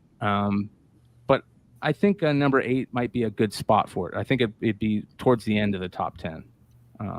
And that's me coming as saying that's a person who my favorite Marvel stuff is the cosmic stuff. I'm a Watcher fan, for God's sake. So I just don't think higher than 8 is worth it. So I'm cool with where he has this. I think it's a good spot. If they were further along with the MCU, I think it'd be further up in the top 10. But where it is right now, until actually what we see with the Fantastic Four and those guys come along, Silver Surfer, Doom, it's a good spot. Yeah, I agree. Fair. But this guy messed up. He said both the Silver Surfer and the Watcher also made their debut in the coming Galactus. The Watcher, Fantastic Four 13. Yep. So not correct. But the Watcher that we all know today, of course. Yeah, Uatu and all that stuff. All right, number 7, Daredevil Born Again, the Frank Miller classic. Again, this is only Marvel stuff, so I think top 10, Daredevil, Elektra, Kingpin, the whole thing. Great stuff. I put it in the top 10. Frank Miller and David Mazzucchelli. Really, really good stuff. Really good stuff. People talk about Daredevil. They reference this, so there's no argument there. Yeah. Number 6. You guys thought it would be number 1, but it's number 6, Secret Wars 1985, the classic. This and Crisis on Infinite Earth spawned the whole event storyline thing that they've been doing for years that they just can't seem to stop doing. And it was excellent. We talk about it almost every episode. I think there's a point where we talk about it, something about the series. So I thought it'd be higher than 6. So did I. A lot of people in the chat were saying 1. Yeah. And I could see it in the top 3, maybe. I mean, when you think about it, because not just the comic, the action figures and the black Spider-Man suit, there's, if you really want to get into it, Beyonder, and you start going down, who is it with Julia Carpenter? And Spider-Woman and Titania. I mean, there's a lot that actually you could probably get into this, but 6 seems a little lower than I expected, but really low. We'll see what 1 through 5 is. Yeah. Number 5. X-Men Age of Apocalypse. What? Not top 10, not number 5. There's way better X-Men storylines. Yeah. Like why is Days of Future Past lower than this? Exactly. Yeah. This doesn't make any sense. Maybe let's see what he says. Let's give him a chance here. He says, in the late 90s, Marvel proclaimed they were going to cancel the entire X-Men line, then at the height of its immense popularity, and replace it with a whole new slate of titles. And they did, reimagining the entire X line in an alternate reality with a vastly different status quo. The result was 4 months of alternate reality comic books titled The Age of Apocalypse, which turned the entire X-Men franchise on its head with new roles and relationships for almost all the line's characters. Set in a timeline where Xavier died before founding the X-Men, and Apocalypse is the unquestioned rule of the world. Age of Apocalypse presented readers with a wildly different take on Nightcrawler, Cyclops, Wolverine, Magneto, and Rogue, and many more. Though an event as massive as Age of Apocalypse is never without its hiccups, the story took fans by storm, with some of the new versions of the character even making it to the mainstream Marvel universe after the story concluded and the classic X-Men timeline was restored. I was so mad because I had to find all those books, any book that had to do with Age of Apocalypse. I was one of those collectors at the time. You had to go get the little 4-page previews where they talked about it, and you had to go get all the little tie-ins. I was more mad about having to get all those than anything, but it did spawn a couple really amazing characters. Blink, Dark Beast. I love the Magneto of that run. So, and the Sabretooth, that's where we got kind of like anti-hero Sabretooth, where he kind of skirts that line. So I will agree that it gave us a lot of cool characters, not in the top 10. Like Sam said, there's way better X-Men storylines in this. I'll tell you, I honestly always personally thought this was a copy of what Image did with the Days of Future, or when they said, hey, they were on like number 7 and they all went to like number 25 in the same time frame, and then Marvel came out kind of with this, not a year later, 2 years later. I always felt they kind of tried to copy a little bit of Image because Image was cool then, Marvel wasn't, and they were trying to become what Image was. So it's not bad, but it's not top 10, and it sure as hell isn't better than Days of Future Past. Yeah, we're gonna once we finish out the list, we'll talk about book ones that we think that it's like blinding that they're not here. So, all right, next on the list, Civil War at number 4. I don't even think it should be on the list. Any of you guys? Oh, I love it. Really? I remember picking these up at Heroes every week. Like, I couldn't wait to read it. I loved it. I love McNiven's art. I used to always get really pissed because I couldn't afford the Turner variants, but I love the story and always loved it. And so when they brought it to the theater or tried their best, I was pissed off. This was like a Game of Thrones thing for me because when we didn't get Thor back, when they had that clone Thor, I was so fucking mad, dude. I was so mad because people don't realize we didn't have Thor for a couple of years up at that point. Thor was gone. And the part I did not like was about the Iron Man, Spider-Man relationship, and then Amazing, was it like 532? He comes out and we did get Iron Spider out of it. But this, I thought the story made sense. It was just different. I was like about the kids, the bus in Stanford blowing up, and then the guys. Wolverine's storyline was really, really good during that time period. Yeah, but just because I don't remember like heroes fighting each other really that they were that good of friends. And watching the Punisher with McNiven's art, like Punisher storyline was so good too. It was. That's what I remember. I love that story. Yeah, I just don't think top 10, but there we go. All right, number 3, Amazing Spider-Man: The Night Gwen Stacy Died. I would say 121 would have been my pick for number 1. Interesting, yeah. It changed everything. It turned, that's where, Spider-Man completely became everything we know that he is today, right? Not being able to stop Gwen Stacy's death. People at that time never thought you could kill that character that way. The Green Goblin, the whole thing with the Green Goblin. It was, that's interesting. That's interesting. Yeah, definitely a good storyline. But again, it's just the placement of it, Yeah. That cover, I could look at that cover all goddamn day long. It's like one of my favorite covers of all time. I think 121's better cover though. Well, no, I mean, because you got the dead body there. You know what I mean? Yeah. I mean, it's just so for its time. This came out in 73. I mean, it's pretty graphic, for everybody's so desensitized with things, but in 1973, I mean, you didn't see this type of stuff in comic books, man. I mean, it was just shocking, and it brought realism to the books. I mean, consequential, and Gwen Stacy, for all intents and purposes, was kind of wasn't what a Mary Jane is, but she's just evolved as a cult, so to speak, right? Character. And now you have the Spider Gwen, where she's she's more powerful in her death, Yep. All right, number 2. This I could have put at number 1 pretty easily. Yeah. Right.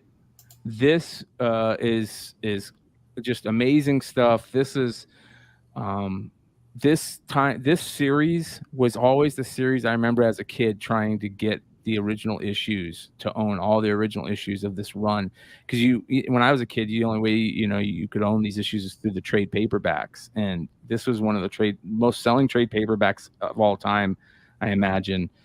Such a great Claremont and Byrne, just amazing stuff. More cosmic. You take the X-Men, you put them in cosmic stuff.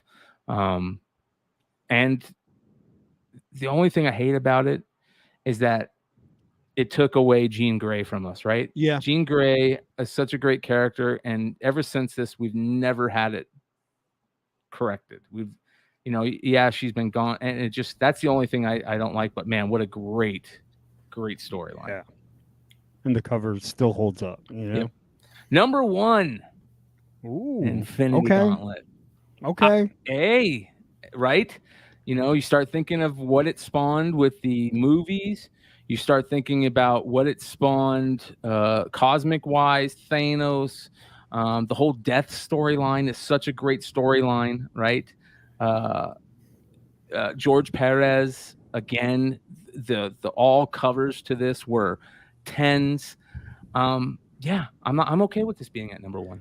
See, this is the way I like to look at comic books, right? Because you've got key books and first appearances, right? But what a lot of people don't talk about is the importance of a book and what it spawned and what it evolved into. Those are the fun books for me.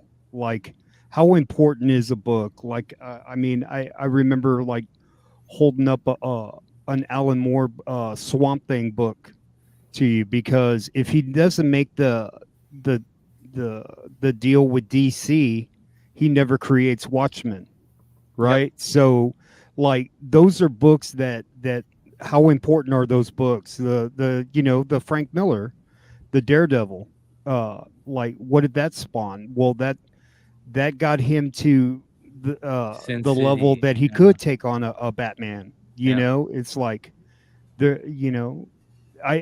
the list is good. I just don't know, like, if I would have put it in that order. I would take out definitely. Hold on, let me do the this Apocalypse. Here. No, I would definitely take out. Let's do this. I would take out Civil War. I would take out X-Men: Age of Apocalypse, and I would take out number 9 Annihilation. Annihilation, yeah. I think that who was it? Somebody in the chat made a great point. I think it was Airboy. He said, "Where's Craven's Last Hunt?" I would totally have Craven's Last Hunt on this list, 100%. Great point. Yeah, that is one of my favorite runs of all time, man. Yeah. Someone else was, I forgot who was posting it in the chat, but they said House of M. Right? House of M was good, but it wasn't really received very well. Remember, it was received as a failure when that series ended. Everybody thought it was a big time failure. It did give us some really good stuff. What else is there? There's got to be like we said, there's definitely other X-Men storylines that you could probably throw in there. What about Amazing 129?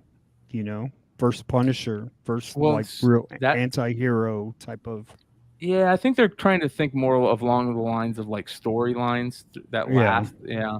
Yeah, like event storylines. Right? Oh, event storylines, right? Yeah.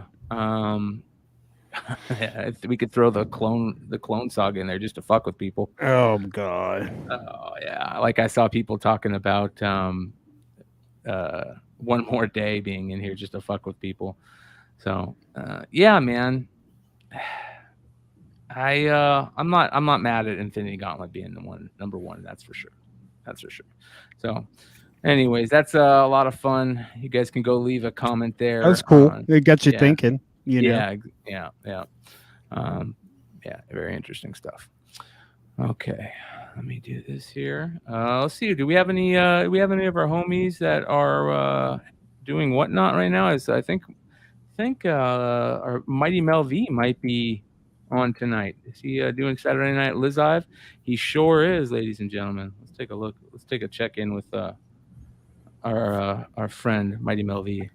And McClay, take a sip of that drink. It's brutal out here, bro. Streets is wild, McClay. 500 for the invisible foil, ladies and gentlemen. Are we live? Oh shit, we live. What up? Man, I got rid of a lot of good stuff, man. But yo, we started this invisible foil at $500, man. Hopefully somebody come through and scoop it up. Nobody's buying the foil. I'll run it back because now I know we live. We are live on the amazing with Brian McClay. Invisible number 1 foil. It's got to be a take on that. If not, it's cool. Dude, this book was $1,000 book a couple months ago, right? 29 live. Wow, look at that. I've seen this go for $1K. Yeah, you did. Yeah. Oh, we got McClane in the building. Wow. And we got the Amazing in the building. He's got some books up, man. Okay, fine. Let's go. Yeah, let's go for over 1K. It's been brutal, man. It's been brutal. I ain't gonna hold you, man. It's been brutal. One night, it's been. I'll hop on for like 2 seconds, like 20 minutes. It's rough. Oh, yeah, this is definitely 9.8. Maybe I didn't show the condition. This is definitely a 9.8. Definitely a 9.8. You know that card. I think That card stock holds up good, man. I mean, if we go $1, I'm pretty sure this is probably reach 500. But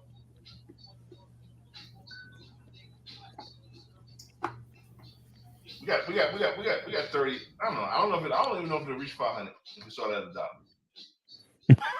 It'll probably reach 200 if we saw that at $1. I wouldn't do $1 a minute, man. I'm over that shit. yeah, I would start it off at $100. See what happens.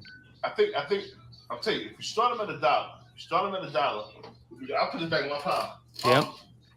$350 is my best if you start. Somebody wants to buy it for $350. Ooh. Ooh. He ain't fucking around right now, man. He's pissed. The Public True Tupac variant. McClay, send me the link right quick. Mel talks about you got to have big books to be able to sell books on whatnot. He brings them. No, I started at 7, 6, to 5. Fuck it. Yo, let's do 300. Let's go. I was doing a whatnot the other a couple of weeks ago, and I was putting up some big books, and there was nobody bidding, and I go, okay, I'll go back to dollar books for the kids. Yeah, I think that's the bummer, dude. Is that I don't know. I think they got too many sellers. That's you don't want to cast your pearls before swine. Yep. There are too many people on whatnot. Like when you go on now, there are so many shows between comics, cards, everything. I get lost. I haven't been on there probably weeks now because it's a little too much. I picked up some cool vintage Star Wars. I picked up some figures I needed. So there you go. How do feet pics do on whatnot? Somebody said, "What happened to $1 a minute?" Let's hear what he has to say. I've been doing $1 a minute all day. Not on these slabs, though. Yeah, it's time to make up. Time to make up for the $1 minimum. Yeah. Wow. I was doing $1 a minute all day, all day, bro. Yeah, I might be crazy, but I'm not stupid. Sold. Let's see here. He sold this for $375. The best 9.8. Ooh. He sold this. It's because my man's talking shit. It didn't sell. I do $1 a minute. Yo, but wait, Clay, did you this still sell? here? I'll do $1 a minute. Oh, watch this. Let's see what happens. I think that's the one I pressed for him. He just got it in the mail today. Alcohol has taken over. All right. He better mention my name. What's this stuff? Young. Pressed by my man Red Hood. There it is. Pressed by my man Red Hood. What's up, baby? I'm not giving you a grade on this. I'm saying it's high grade. I know the grade if red. High grade is anywhere from 9.0 to 9.8. Yeah. I'd say it's like a 9.4, I'm going to be the dummy. I'm going to be the dummy tonight.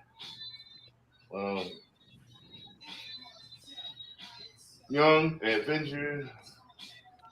New Avengers 1. He sold that for $6. He sold the Joe Quesada 1 in 500 for that. He sold this for $40, dude. 1 in 500. Yeah. He sold this for $50. Let's see if this works. He sold this 1 in 50 Art Adams for $5. Oh my god. $17 for this. Young Avengers. What? I already had it. This went for $26. We live on the air. We live on the amazing. $1 a minute. Let's get it. We live on the amazing. $1 1 minute. Shit, I'm gonna bid on it. Damn. Okay. See, this is what I'm trying to tell y'all. $1 a minute, bro. You gonna. It's weird. McClare, come on in 2 minutes to talk about this, man. This is great. So can I say something about whatnot? I don't think it's very easy to find users. The people like Mel right now, if I'm searching, Yeah, you can't find him. Yeah, unless he's a featured person, right? It's 77 really for this set. hard He to took a find loss them. on that. They were selling this for 80. Look at this. The twig went for $20. Oh my god! No way. I'm sorry, this went for $297. Hey, I pressed that one for him too. $297. If you don't have them saved, you're not gonna find them on Whatnot. Yeah, but that had some rub on it, Brian. That had a little rub. A printer What is that rub. Black Panther? Yeah, the 27? Tozen. Yeah, Number 3? It's probably a 9 and 9.2. It had some printer rub on. Is that the 125? Yeah, let's see what they're selling for right now. So he sold it for less than 3. It just sold just for under 300. He said it's a 9 point. What? 9.2, 9.2, 9.4. So ended recently. Let's take a look here. An 8.0. Well, we can't look at that. All right, here. A 9.8 sold for almost $920. 563 for this one, a raw. 9.8 for 1,000. 9.8. I mean, 530 for a near mint. 355. Man. Hey, so let me ask you: if we were actually right now, because Mel's on there, 260. Look at that. That Young Avengers went for 260. How should you? That's look about for right. him? Like, how should you search for Mel on Whatnot? I looked up Mighty Mel. Yeah, he should come up when you type in Mighty. He should come up when you type up Mighty. He should come up when you type in Mel V. He should come up when you type on Saturday Night Live. So I took photos. I use users and products and people. He never came up. Yeah, so let's Mel. take a look. That's a great point, Nate. Let's go here, right? Now, the only reason I see Mel on my stuff is because I follow him, right? So he shows up here. But let's there's no place where you can search right there that a buyer. There's no place. You search up here, watch this. And it takes you to items. It doesn't take you to search for buyers. On the phone it does. Not on the web page. Oh, no, yeah. So I actually took the photo shot merely for Mighty Mel V or Mighty Mel live shows, and I got Reet, Think, Hustle, Cat, Collect. And then when I put Mighty Mel for users, top 100 users, Mighty Marcus, 0 followers, Almighty 2454. Whatever they have for their search engine does not work. Yeah, I think there's some fuckery going on around, Yeah, it's as called far bad as programming. That's could it. be, Yeah. or it's manipulated. That's not having you don't have the strong enough IT infrastructure for that.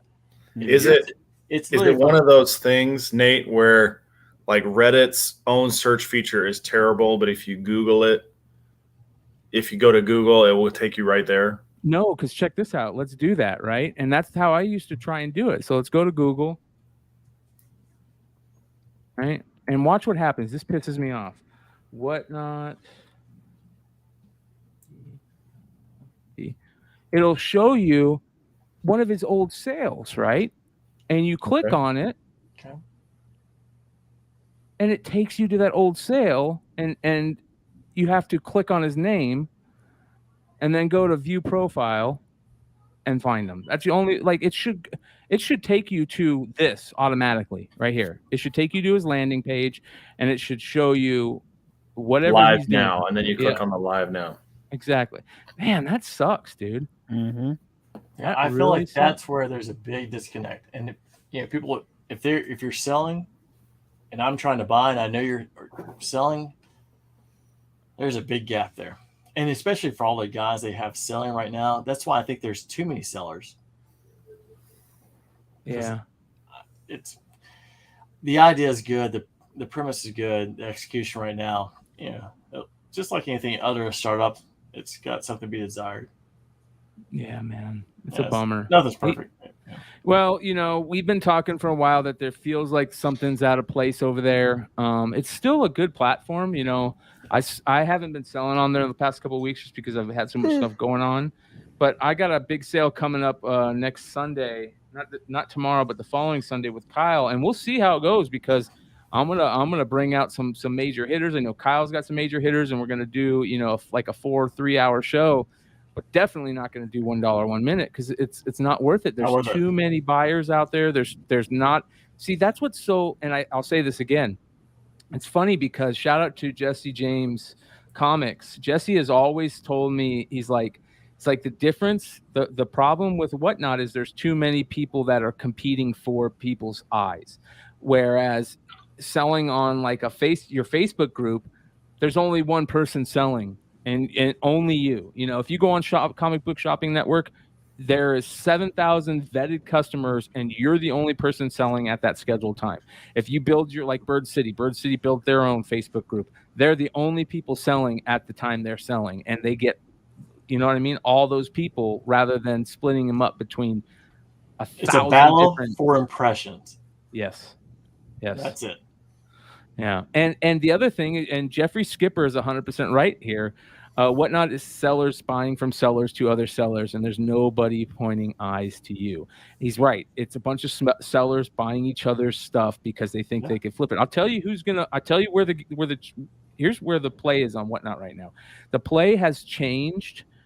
It's always been the buyer's playground. Now you know what it's become? It's become the sellers on Whatnot's playground to buy stuff cheap on Whatnot and sell it for a lot on eBay, right? Start picking up those things on Whatnot and selling them on eBay, because you just saw with Mighty Mel V, books are going for like ridiculously less than they would on eBay. So and the shit wicked, bro. fix your mic real quick. Fix your mic real quick. Gotcha. Yeah, man. I don't. I get it. I can't say I don't get it because I get it. I think we all get it. It's there's not enough, like you were talking about, Nate. So Mel, I tried to find you when you had the Young Avengers 1. I put in Mighty Mel. I got Mighty Marcus, Fuck 0 him. followers. Almighty 254, 0 followers. Fuck Mighty him. Remo. Those were the users. And I can share this with you, Bob. Mighty underscore. It's the underscore. Yeah, but still, you should come up no matter what. If you search Mighty, you should pop up. It's not you. It's the programming has to be better than that.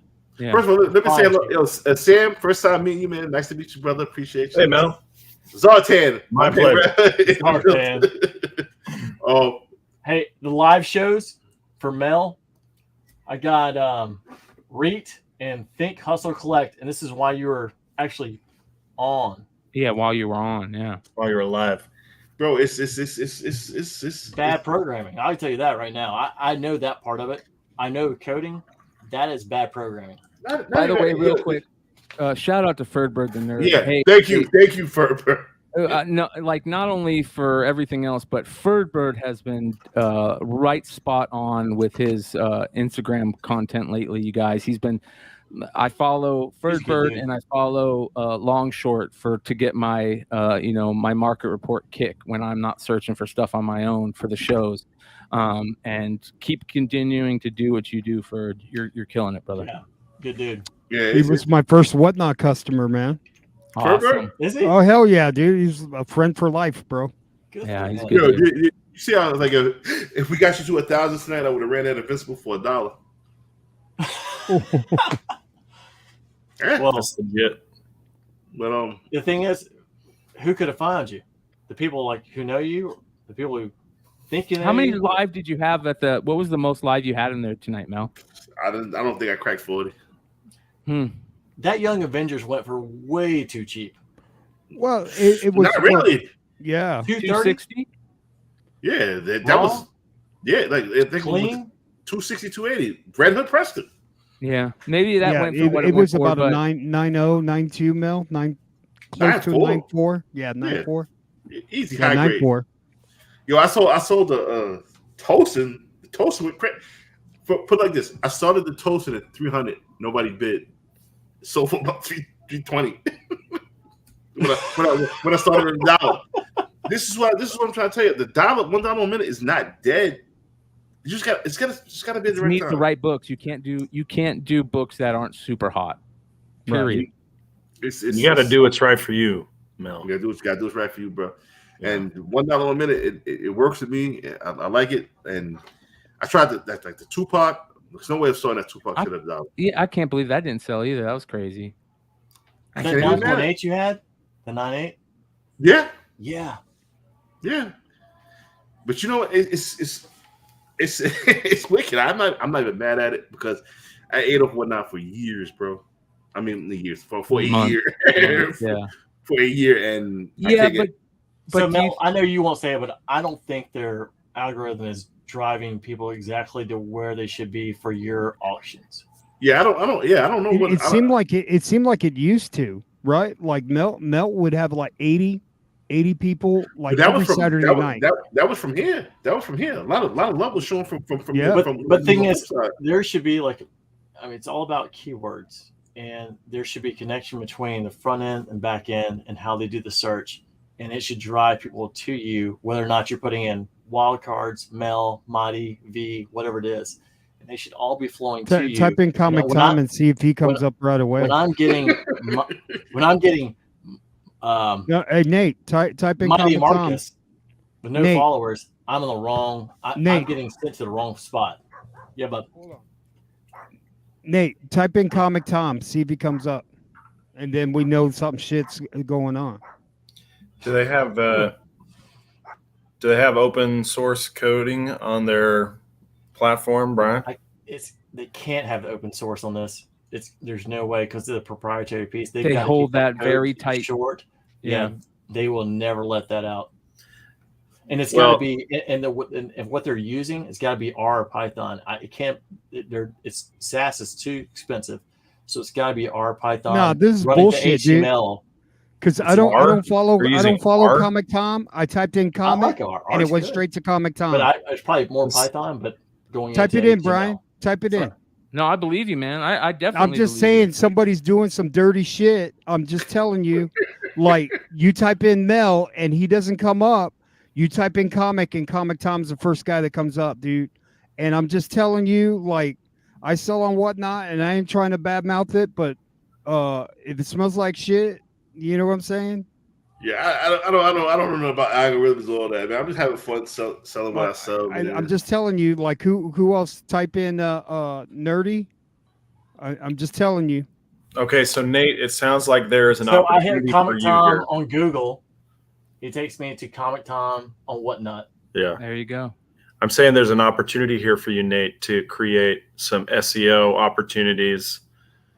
Be the SEO Whatnot SEO guru. And it takes you immediately to his following page. So you hit him Sure, he's following. of course it does. Yeah. Let me type in Mighty Mel. GHT. You put in Mighty Mel, you might get Red Hood. Type in on Google Mighty Mel V and Whatnot, and one of your old sales comes up. Yeah. Not even your following page. So Ferd asked a question. He said, "Are cards down also on Whatnot?" And he said, "Ryan, is cards down too?" Curious. Cards are down across the board. Sales are down across the board for almost every player. There's certain players, that are hot right now because of baseball and this and that, but almost all of them. But here's the thing. They also are having a problem right now on Whatnot cards with the whole breaker mentality, right? Because all these guys, the amount of the cost to get product to break has gone up exponentially, like 10 times on some of this stuff. When a box of Prism Hobby is $1,300 from MSRP from Panini, that's like 3 times the value of a box of Prism when I was buying it 2 years ago. It's gotten ridiculous, and these kids got so big so fast doing these breaks that they started hiring people to break cards. You can't do that, man, unless you're, I don't know. It's just failure. It's very ripe for failure over there right now for sellers, and it sucks. But at least I hear Whatnot is doing some things to try and beat that. Where Ninth was saying that they're doing these training classes. Is that right, Mel? Where they're training people how to do things well on whatnot and ideas and shit? I guess, but I don't know fucking trading. I got books. I got fucking selling books that people want. What the fuck? Yeah. I don't know. I don't need to take a trading class. Fucking, you see the shit I do. It's like, I don't know, man. I'm here. I'm not going anywhere, but you know what I mean. But I'm not selling. You can't sell slabs and whatnot, though. This is, bro. That's what we're talking about, Mel. Is like if the algorithm or the search engine were operating the way it's supposed to, would a $25 sale turn into a $50 sale for you? Would a $100 sale turn into a $300 sale? That's what we're talking about. And it would, but I think it's because that motherfuckers ain't spending money no more. Number one, number two. Believe it or not, people and whatnot just cheap as fuck. They don't want to fucking spend money. That's not just whatnot, man. That's everybody. Gas is $5 to $7 a gallon. People don't want to buy comic books. That's what I'm saying. Like we had our time. That time last summer, when motherfuckers were spending $15, $16 on a $2 book, them days gone, bro. Them days gone. So you just gotta eat that and just wait for the next wave to come around, bro. I've been selling the 10 book submissions on my Whatnot for pressing. That's been going pretty good. So Jeffrey Skipper says, I must have missed that training, and so did most of the sellers. I literally got a book shipped between cut up pieces of puppy pee pad last week. Is that from a seller or from Whatnot? That's my question. And are you complaining about the wee pads, or are you glad for the wee pads? we pads get shipped. Yeah. Price of toilet paper is going up. Yeah. All right, so Mel, I'm glad you're here. If you want to stick around for the Miss Marvel talk, we got a little bit more info on the Miss Marvel TV show this week. Of course, they had that. What was it? The Miss Marvel look out, like we did a first look on it or something like that. And they released the new trailer, right? So let's go ahead and take a look at the trailer. Let me go ahead and do this. All right, here we go. Need some Kamala Khan. I think it's going to be an amazing show. So, you're looking for an enhanced individual? So, this Wednesday, the future is in her hands. We wouldn't want you getting into any trouble. Trouble? I would never. Marvel Studios' Miss Marvel, only on Disney+. So that's like a TV spot? Yeah, a new TV spot. YouTube spot. Yeah, YouTube. And then they also had another one that they showed. Let me find that. So she's got very Green Lantern-esque powers in this. Yeah. Yeah, which is kind of weird, right? It's actually my nieces they're ready for it. They can't wait for it. Yeah. If you have low expectations like I did coming into this Marvel, you're gonna be fucking happy as shit. Yeah. Every show with high expectations failed because the expectations were too high. Like Boba Fett failed. I like it. Good. Here we go. You want me to do it? Yeah. Have you guys seen this? Come on, you did amazing work. You've done amazing work, and we'd be honored if you would play Kamala Khan for us in the Miss Marvel show. And it was unanimous decision. Oh my God! Perfect. What's my phone right now? I can't comprehend this right now. I'm a superhero now, so that's normal. Another day in the Marvel Universe. Kamala Khan is just passionate, creative, high school kid. She's going through all those awkward, cringeworthy moments. Family drama, boy trouble, school problems. Are you following? Yes, keep going. And also, she's like a huge fan. A huge fan. Big fan. Such a fan. She is a fan of Captain Marvel. Iman Vellani. That girl is Kamala Khan. Kamala Khan discovers that she has the superpowers. She can manifest light. But being a superhero is not quite as simple. Kamala's biggest conflict is with herself. Maybe they're right. It's not really the brown girls from Jersey City who save the world. I wish that you would just focus on your story. You're Kamala Khan. You want to save the world? Then you're going to save the world. Do you even know what you are? I'm a superhero.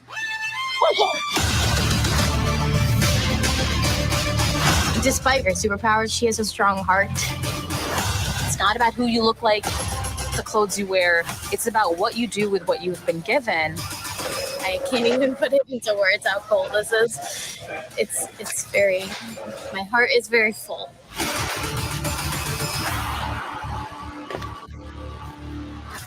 This part right there, that part right there where she's jumping across the sky like that, and you can kind of see like that big hands. That color of her whole body is like that. That totally reminds me of the comics, man. It's gonna do well. Yeah, I think so too. Because everybody handed on it, and then they'll be pleasantly surprised. Yeah. Well, here's the interesting thing. So I don't know if you guys saw this. This is Stephen Wacker said, who is the what is he? Is he the director? Right? I don't know. What is he? The writer or the director? One of the two. Is he the writer? It's said down below. Where does it say? Created by editors. Yeah. Stephen Wacker. Okay, so that's the original creator of the comics, Kamala Khan, which I didn't know. I should know that. Holy shit. Did you guys know that? That Stephen Wacker created Kamala Khan? No. Yeah. No. All right. It says here, created by editors Sana Amanat and Stephen Wacker, writer G. Willow Wilson, and artist Adrian Alfona and Jamie McKelvey. And first introduced in 2013, Kamala Khan is a Pakistani-American teen who juggles between teenager and being superhero while fighting against the prejudice she receives for her Muslim faith, all while attempting to forge her own path. So now that here's a look at Wacker's tweet from Friday, who's seen the series and is feeling pretty certain that the comic stores aren't quite ready for the demand they're going to get for the collection. So Stephen Wacker put out a tweet today that said, I've seen the Ms. Marvel series, and I'm 100% positive comic stores aren't going to have enough copies of that first collection. That's pretty good. I'm telling you, like, this is a bomb waiting to go off, dude. I'm just telling you, like, this book is going to resonate with Muslim community, little girls, teens. Yes. Like, it's going to hit. It's going to. I hope so. You know, yeah. I think it's going to be good. I really hope so. I know it's going to be good. I'm telling you, because it's the same effect that Moongrown Devil Dinosaur had. Motherfuckers just hated on it from the beginning, blindly hate, and once the word got out that it was so good, they scrambled to find copies, and that's why every Moongrown Devil Dinosaur book is fucking hard to find, and it command a high price. It's going to be the same thing with Ms. Marvel. Nobody gave this shit a chance. And the fact that nobody gave this shit a chance, and it's going to be, even if it's decent, it's going to beat people's expectations of it being great. Well, she's going to end up replacing Ms. Marvel, Brie Larson. Oh, yeah, for sure. Because she'll be way too popular, and just like Monica Rambeau, they'll all just, was it Brie Larson? Yeah, Brie Larson they're moving on with, if this does good, like moving on. Yeah. Moving on. So, Monica Rambeau, Captain Marvel, Photon. Monica Rambeau. Full-time books are gonna be great too. No, but when she was in WandaVision. She was awesome. She may have been one of the best characters by far, hands down. Absolutely. She was great. Absolutely. Great. Absolutely. And so the fact that you can actually have her like different variations of that character. Mm-hmm. And then you've got the young girl. I'm like, that's Miss Marvel. Like you got her now.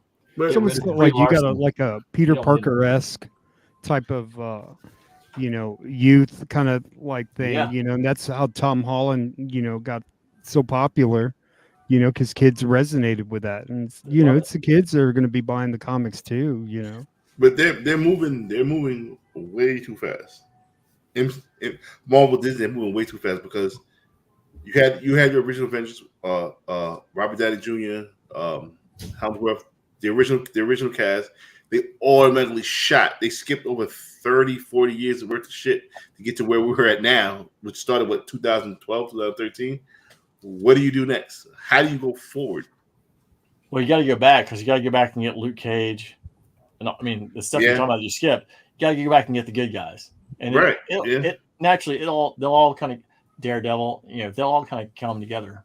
But look at this. The books are moving. It gets somebody better for Iron Fist, but that's a good book right there. Honestly, Iron Fist is fucked, but you know what I'm saying. I mean, honestly, you get the same guy for Luke Cage. He was a stud. Oh, absolutely. Look at the 0.1 first print sold for almost $300. Look at that.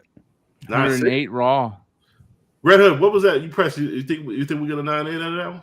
I think it's got a shot. I think it's borderline 9.6, 9.8. It's got a shot. Whoever got this bundle did pretty well, I think. For hell yeah, they got that Stephanie Hans in there too. Yeah, look at this, $27. They got all Bro, these. somebody tackle him! Jesus Christ! Yeah. I like what Lewis said. Marvel is a prisoner of their own success. Yes, 100%. I agree with that 100%. Dude, people are trying to dump their Miss Marvels. Hold on to them, dude. Fuck it, let them dump them. Yeah, let them dump. I'm getting on eBay. 165 right here. I've got the 7th print, and that one is like a ghost. I love this book right here too. Have you? No, I fucked that book.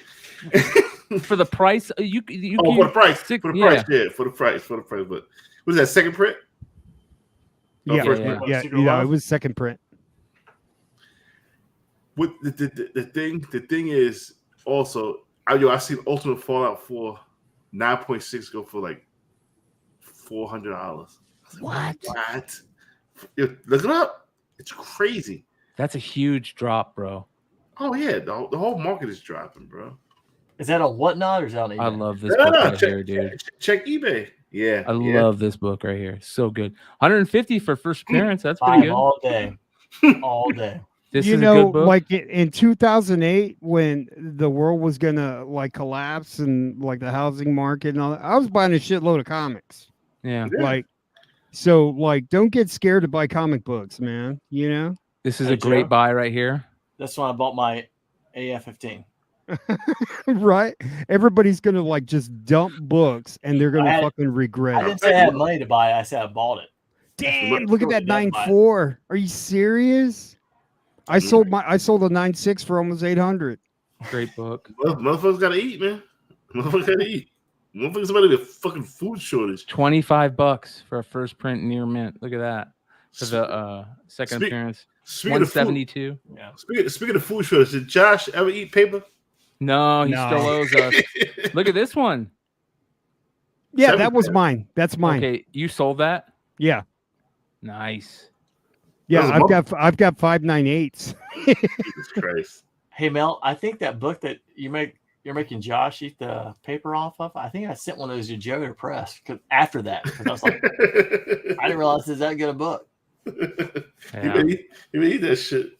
I want to when Sam comes back, I want to go over some of his anime shit, manga shit that we're going to talk about, and then I want to go over some of the FOC picks, but I want to just take a quick drop in on our friends over at Hive and Wanted and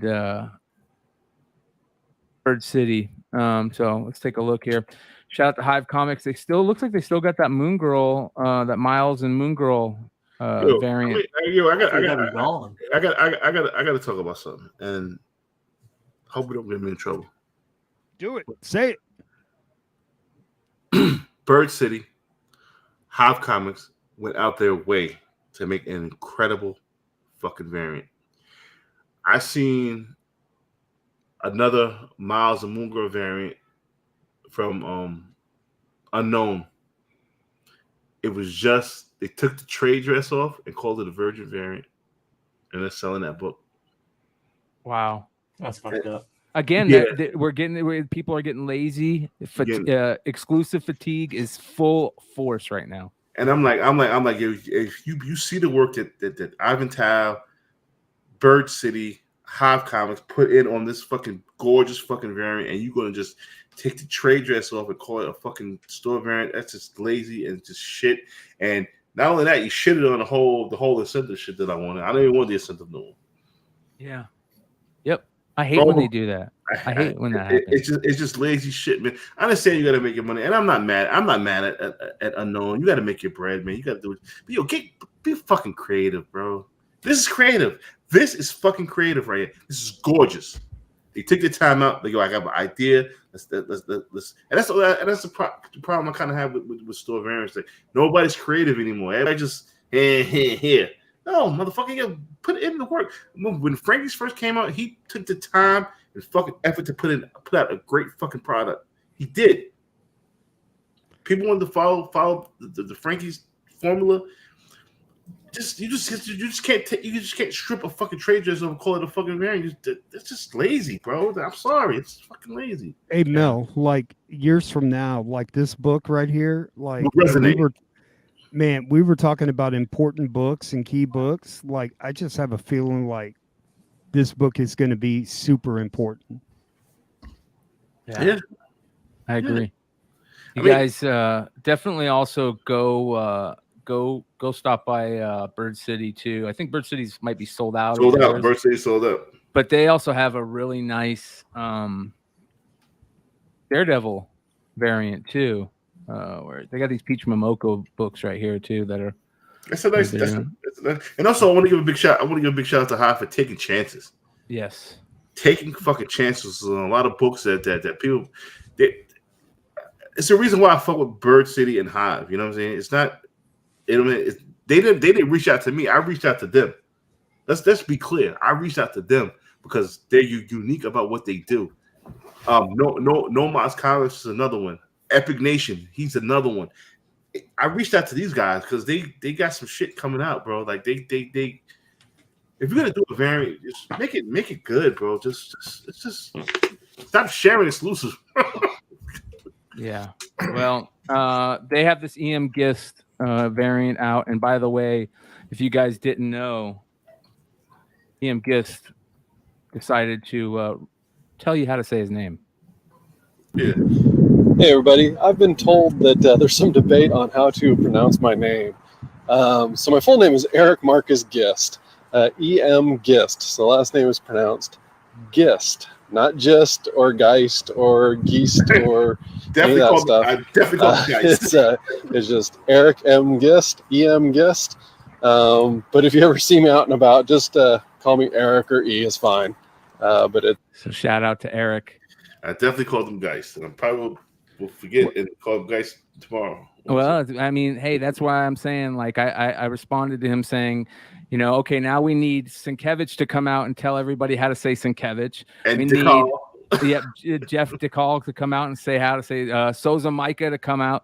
And, you know, a lot of us know how to say it, but a lot of people don't. So to hear it from them, Ben, is it Ben Oliver? Is it Ben Olivier? Like, what is it? You know, it's definitely Oliver. It's David Aja.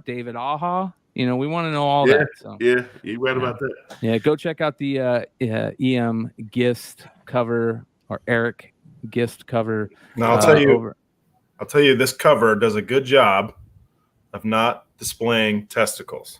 Like that other panel we were looking at earlier, that Fantastic Four.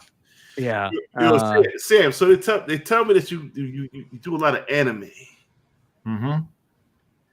Do you think anime could reach our fan base as collectors when it comes to like variants and shit like that, or just they don't give a fuck about what we do? It's a totally different market structure. Gotcha. I would say the way that they print manga right now is similar to how Western comics were being printed like 40 years ago, 50 years ago. What is this, Sam? Okay, so Netflix, as far as anime goes, it was kind of a light week for news, but Netflix is having their big press release weekend this upcoming week, and one of the titles that they're discussing is the One Piece live action Monday, Monday at 10 a.m., a little before 10 a.m. Pacific time. So it'd be a little before 1 p.m. Eastern. And you see the little straw hat pirate logo there. So that's something that I'm looking forward to. If you guys want to, there may be a trailer release. They're definitely going to be talking about casting news. They're going to be showing off some of the sets, I imagine. And the cast is going to come on and say hey to everybody and make sure and try and assure us that they're not going to screw the pooch like they did with Cowboy Bebop, which honestly I did like Cowboy Bebop, but it got canned. Bad. Yeah. I Canned agree. real quick.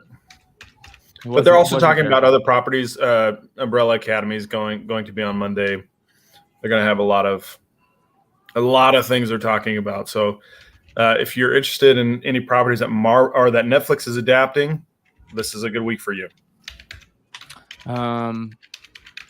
Also, Boys episode 3, right? Boys has got episode 3. Have you guys been watching the new season 3? Sorry, yeah.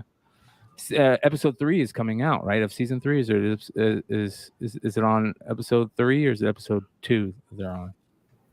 I don't know. I haven't started watching it yet. Yeah, I haven't either. I'm waiting until they get to about 5 episodes to get in.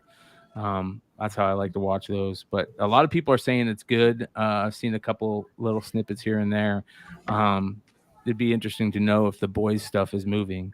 And Mel, you were talking about, us, like the collecting aspect of manga and anime. It is definitely there. We've been talking about it a lot on some of the stuff on Wednesdays when I do the market report. I'm going to start saving them for Sam to talk about too. Man, some of those collections sell for a lot of money. All those Shoujin Jump magazines, man, seem to be somewhat collectible. I had the fucking first Monster Hunter and Shoujin Jump, and she got fucked up in that storm we had a couple of years ago. Yep, flooded my basement, bro. I'm like, wow. Oh, yeah. Oh, that is one thing that I mentioned on another show. Is Hunter x Hunter is a huge series in terms of popularity, and it's been around since 1998. The author took a 3-year hiatus. I don't know how long the hiatus is going to end up being, but we have promised there's going to be at least 10 new chapters of Hunter x Hunter. So for collectors out there, you may want to pick up an issue of Shonen Jump for when Hunter x Hunter returns, and I'll keep my ear to the ground and see when that's happening. So you guys are the first ones to know, and then you'll want to order that issue as far as resale or collectability. That's going to be a big one. Dude, this is actually pretty amazing. Look at all the stuff that's coming. Umbrella Academy, Sandman, Resident Evil. There's One Piece. Man, there's a lot of stuff here. Sweet Tooth. You know who's playing Sweet Tooth in the fucking movie? In the fucking Twisted Metal movie? No. Fuck, I forgot. Hold on, let me find that right there. I didn't even know that was coming out with a Sweet Tooth movie. That's the ticket you actually want to save. Yeah. But the problem is they exist. Hold on, sorry. Stranger Things. A lot of people are feeling like if they don't bring Stranger Things season 4 volume 2, like if it doesn't hit hard, it really needs to. The Cuphead show is very interesting. That Cuphead game is pretty damn cool.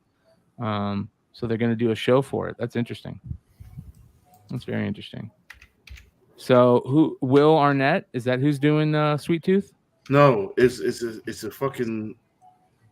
great actor. Yeah, I don't even know why I brought this up, and I fucking forgot.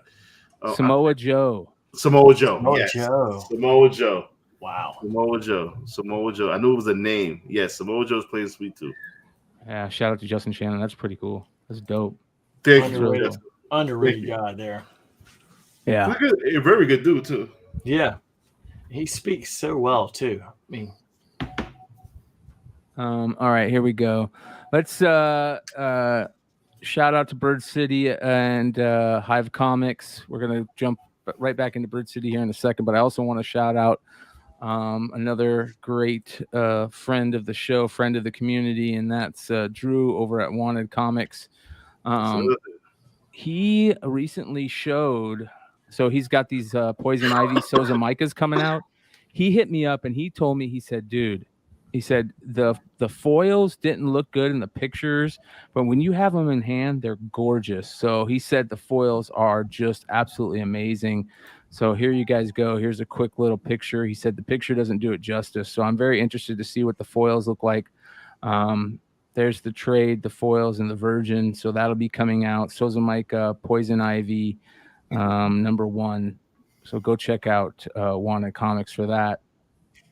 But let's do a quick shout out again to Bird City. Let's do a quick FOC picks sponsored by Bird City. And I got a couple things here. Yeah, dude, this Predator Raza cover. Awesome. Oh my god, dude, how good is that? That is really nice. Man.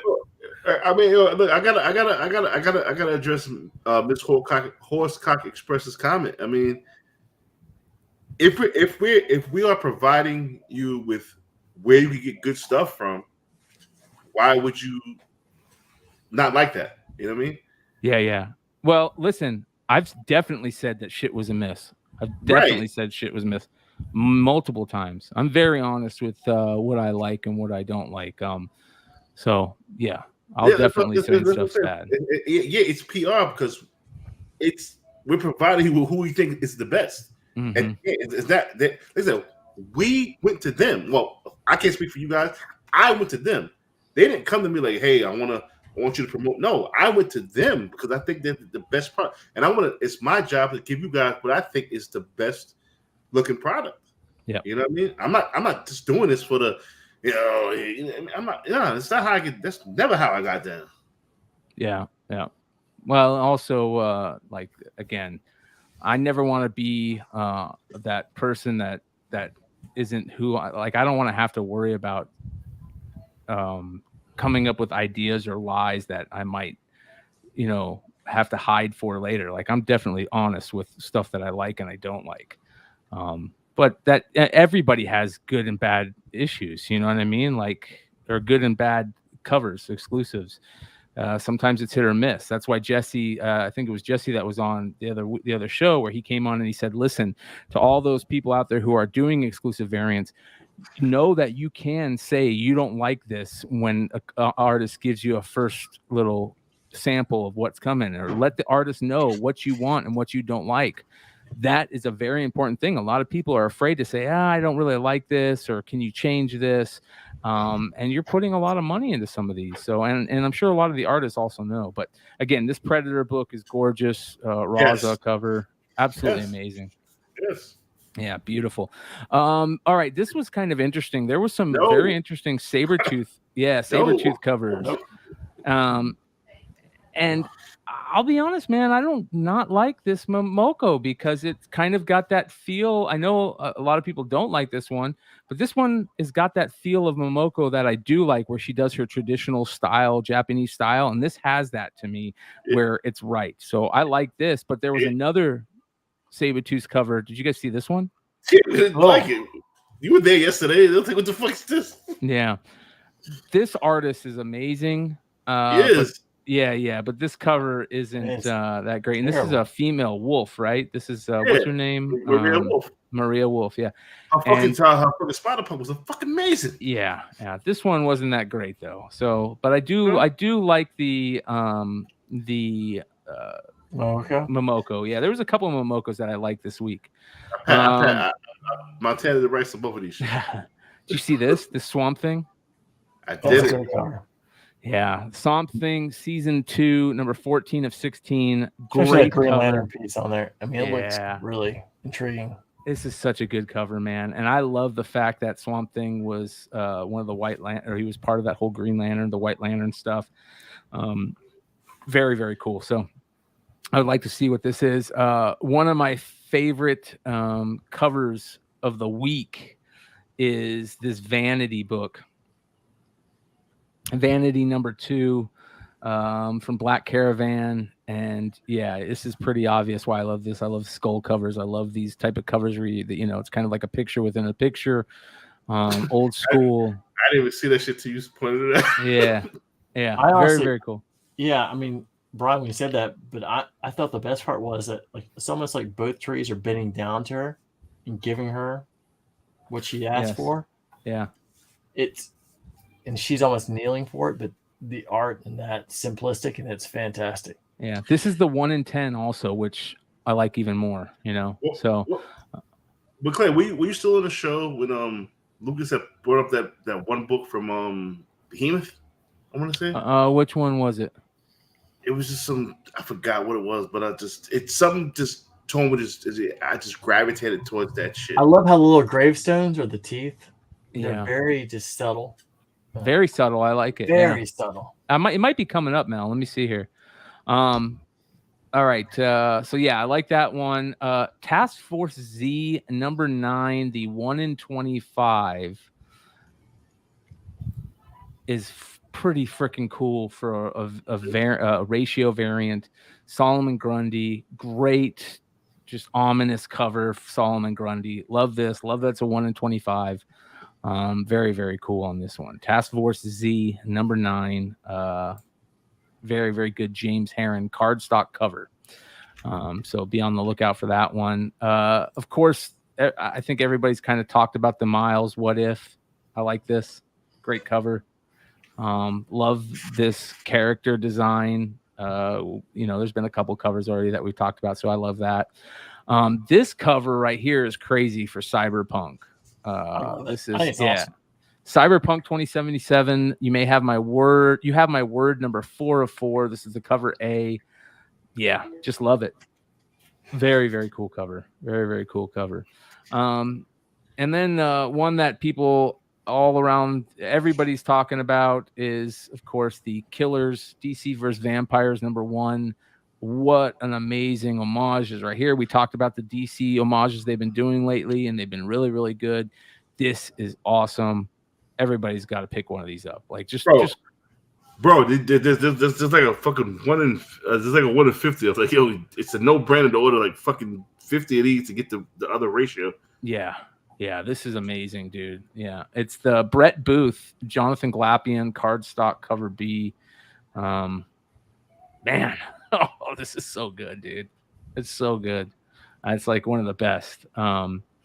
Did you guys see this? Deathstroke? Do you have the other ratio to this? No, I don't. Bro, it's another ratio. Like, it made me want to order like this. It's a fucking no-brainer to order like 50 of these to get the fucking. I think it's a 1 in 50 or 1 in 25. Like, it's a no fucking. I gotta. Let me see. Hold on, let me find it. Let me bring it up. To order, they're like giving you love. They're giving you love to fucking this shit. What is it? It's Killers.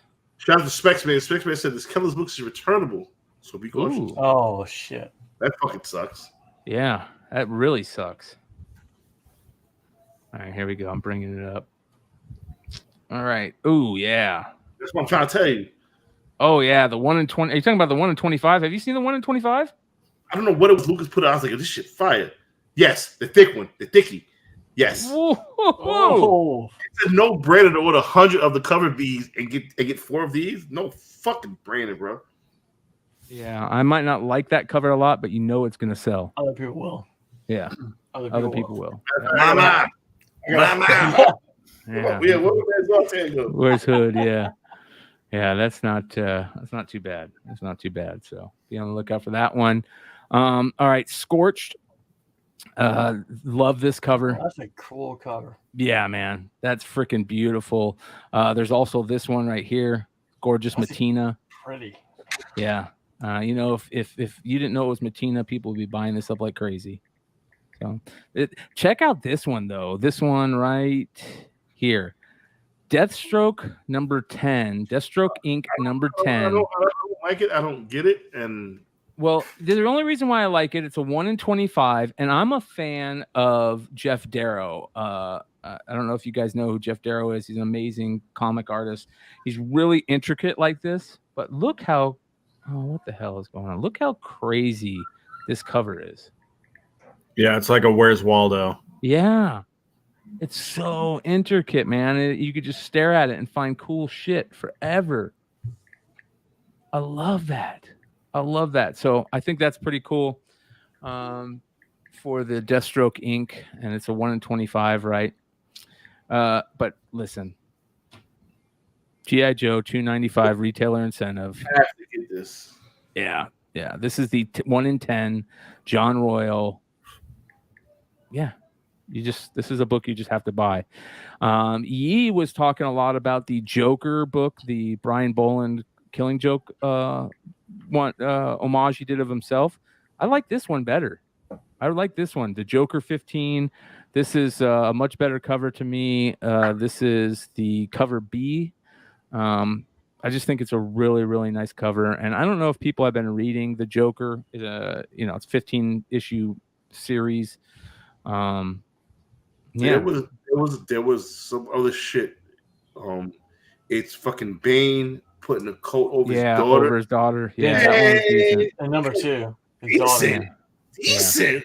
Yeah, it wasn't. Yeah, it was decent. It was okay. What the fuck? That shit went hard, bro. Yeah. So that being said, that's some of that modern comic mayhem objectivity for you, Mel. Yeah. That's all you got for FOC? I just do a couple, man. Shout out to Bird City Comics. You guys can go. You guys already know. Lucas kills it. He does the whole thing. So you got to find that. I just asked Lucas right now what was the name of that book, but it's a shorty sitting there. She got wild thick legs. I was like, this is gonna be crazy. Yeah, that Batman. It was that Batman book. It was DC vs Vampires or whatever. Killers #1. No, that's one thick book, but it was like a behemoth book that nobody's gonna fucking order.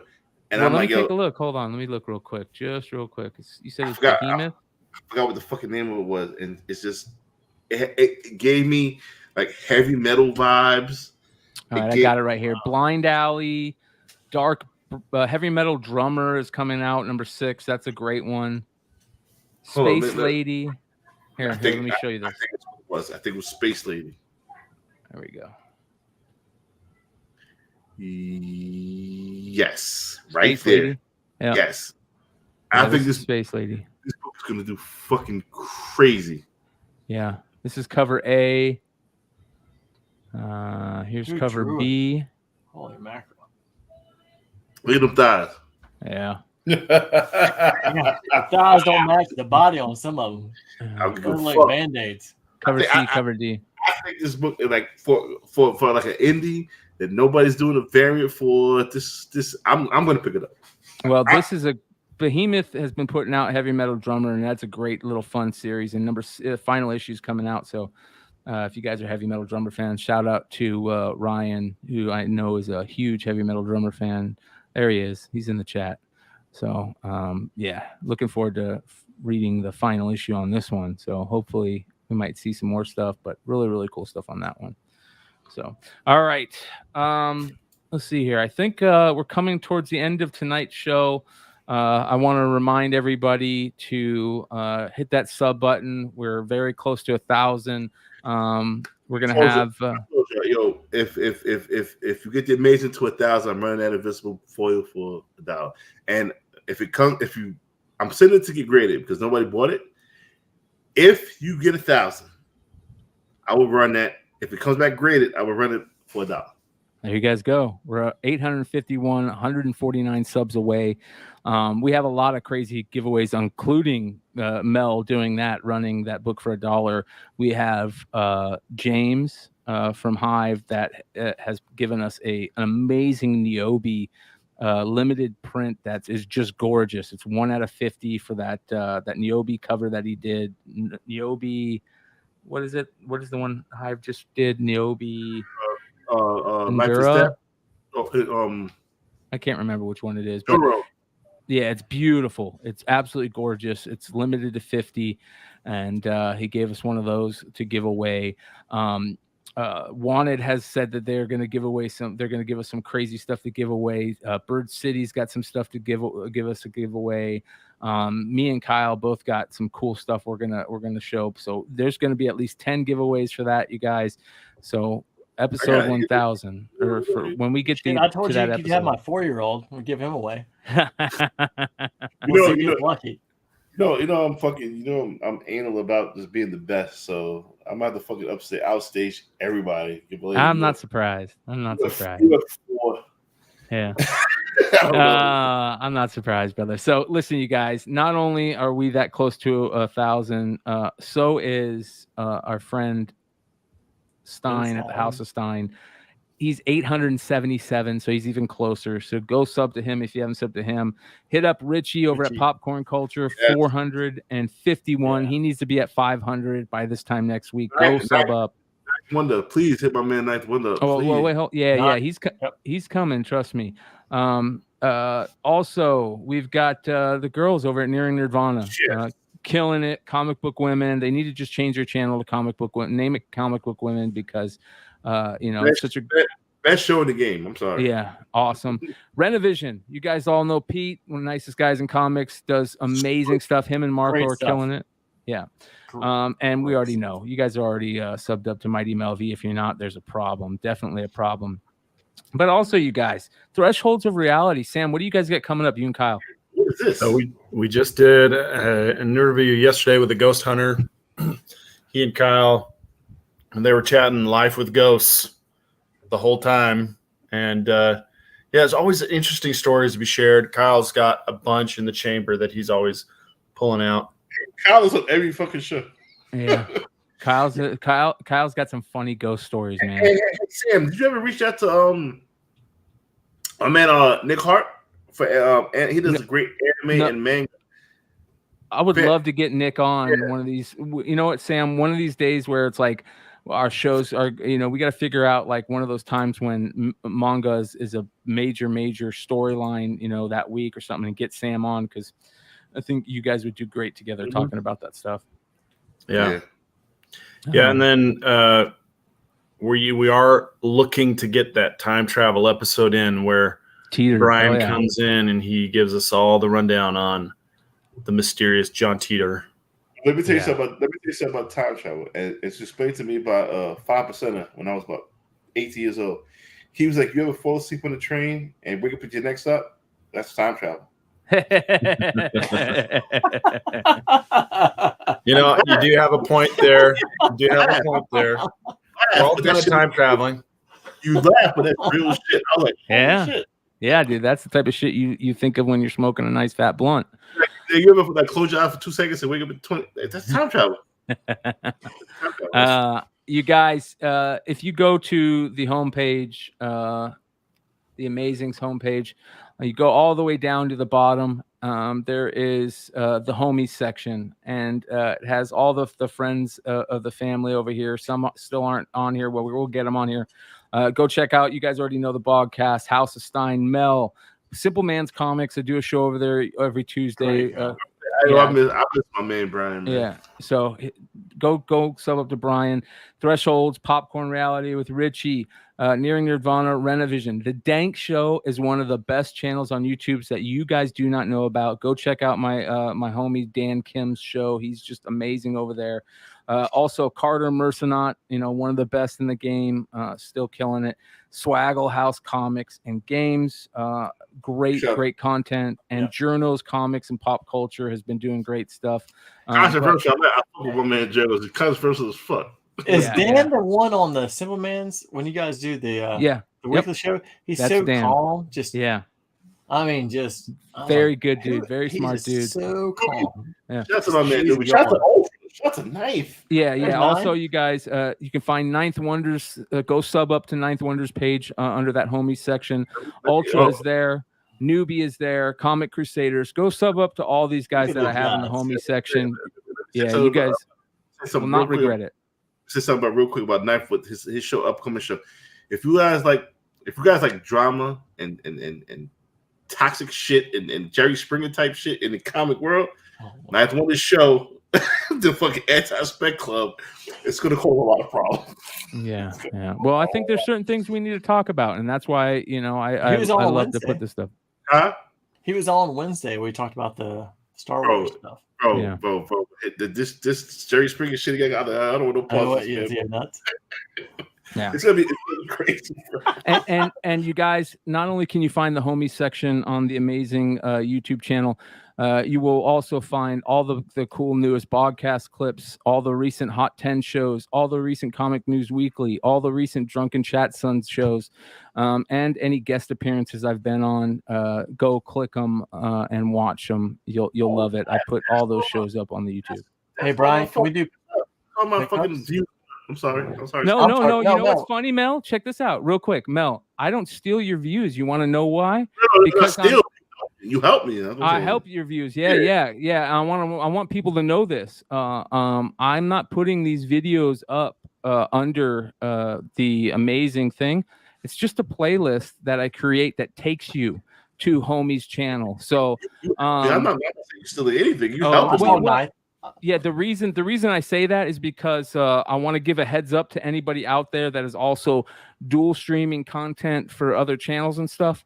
Just have them put up a playlist to your stuff so you don't get your views taken away. I just want to say that it's cool if you guys are working out something, but it works just as well and it helps everybody to give them their own views. So this is the way to do it. Much appreciated, bro. Hell yeah, brother. Hell yeah. You guys know how to do. So that being said, Sam, we have a routine around here. We have a way we end out the show over here. And that is to end it out by taking a look on one of the greatest sports of all times, ladies and gentlemen. You guys know what that sport is? No. Triple D, baby. You're gonna be disappointed if you're going live. That sport is dodgeball. Triple D, baby. So this is the new video over at Triple D Dodgeball's Instagram page, you guys, introducing the boomerang ball. What is this?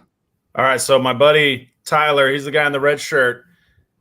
He had that ball on like a string, and he would throw it, and it would come right back to him, and he would just get the next guy out, and then the next guy out. Boom. Oh yeah. Oh Boom. wow. He had something about that night. He was just every hit would come right back. Boom, boom, boom. And he was stringing together outs like that all night long. Yo, but Clay showed me this video before. I was like, this is the funnest shit I ever seen in my fat ass life. What do we got here? This is me shocking. Every highlight I have is against this poor kid. I don't post the millions and millions of outs that he's recorded against me. But every freaking highlight I have is against him. He has a polo on and shorts, and he's like, "Are you the back drummer of Poison?" Yeah, get out. So nice hand. Get out. He threw that ball at me. You can see we're only about maybe 10 feet apart at most. 10 feet apart at most when he throws his ball at me. Boom. Like, get fucking booing the shit out of this kid. He's like, oh shit. Yeah, I remember. I tell you, when McClay first showed, I said this shit looks like the craziest, funnest. Let him have it. So this one, it's kind of a non-event, but cross the line. I had two guys, Jace again, guy who I always score highlights against, and then his dad, Ted, the legendary Ted Rude II. And they both miss me at point blank range. Look at this. Dumps it, misses me. Yeah, purple ball goes right under my butt as I'm standing up. Like if I had not stood up, it would have hit me right in the butt. And then Ted turns around and dumps it like right past me. And I don't know why Ted missed. He should have hit me. I wasn't moving at all. Oh. But I got really lucky on that one. That's great, man. Which one is this one? Is this the one we already seen? We already saw this one. Yeah. Yeah. So ladies and gentlemen, this is Triple D Dodgeball. You guys can find the links below. Go sub up. Sam, you have some good news for Good news for everybody. So if you don't know, Arizona is known for being hot. And I know it good and well on a very personal basis. By itself? It never happened before? Just one time? It happens every year. Every year it gets hot. Last year we had to shut the whole thing down for the summer months because we couldn't find an indoor home for the summer. But not this year. This year we have an indoor home. We'll be playing. We're still playing. We're going to be playing from this Wednesday, which is June 8th, all the way through July 20th. So we got 7-week season, summer dodgeball league. You know, we'll see who we get, but 7-week season, and then we'll take another little break and come back again in the fall for season 7. And you guys, we totally forgot about pickups, but we'll save pickups for Wednesday. Come join us Wednesday. We'll have excellent pickups on Wednesday. Also, again, I want to say thank you to everybody, the 82 live through the end. Much love, much appreciation. And yeah, make sure you guys check all those descriptions below and rock with us. We'll see you guys on. See, what do we got coming up? We've got Tuesday night comic over at Simple Man's Comic News Weekly. Wednesday night we'll be doing the show on here. We'll have extra special pickups, and I'll bring back the market report. Of course, Friday nights over at Stein's House of Steins, and Mel's getting me a beer. And Mel's grabbing an extra couple beers. Nope, just water, and all that fun stuff. Love you guys. We'll see you next time. Adios.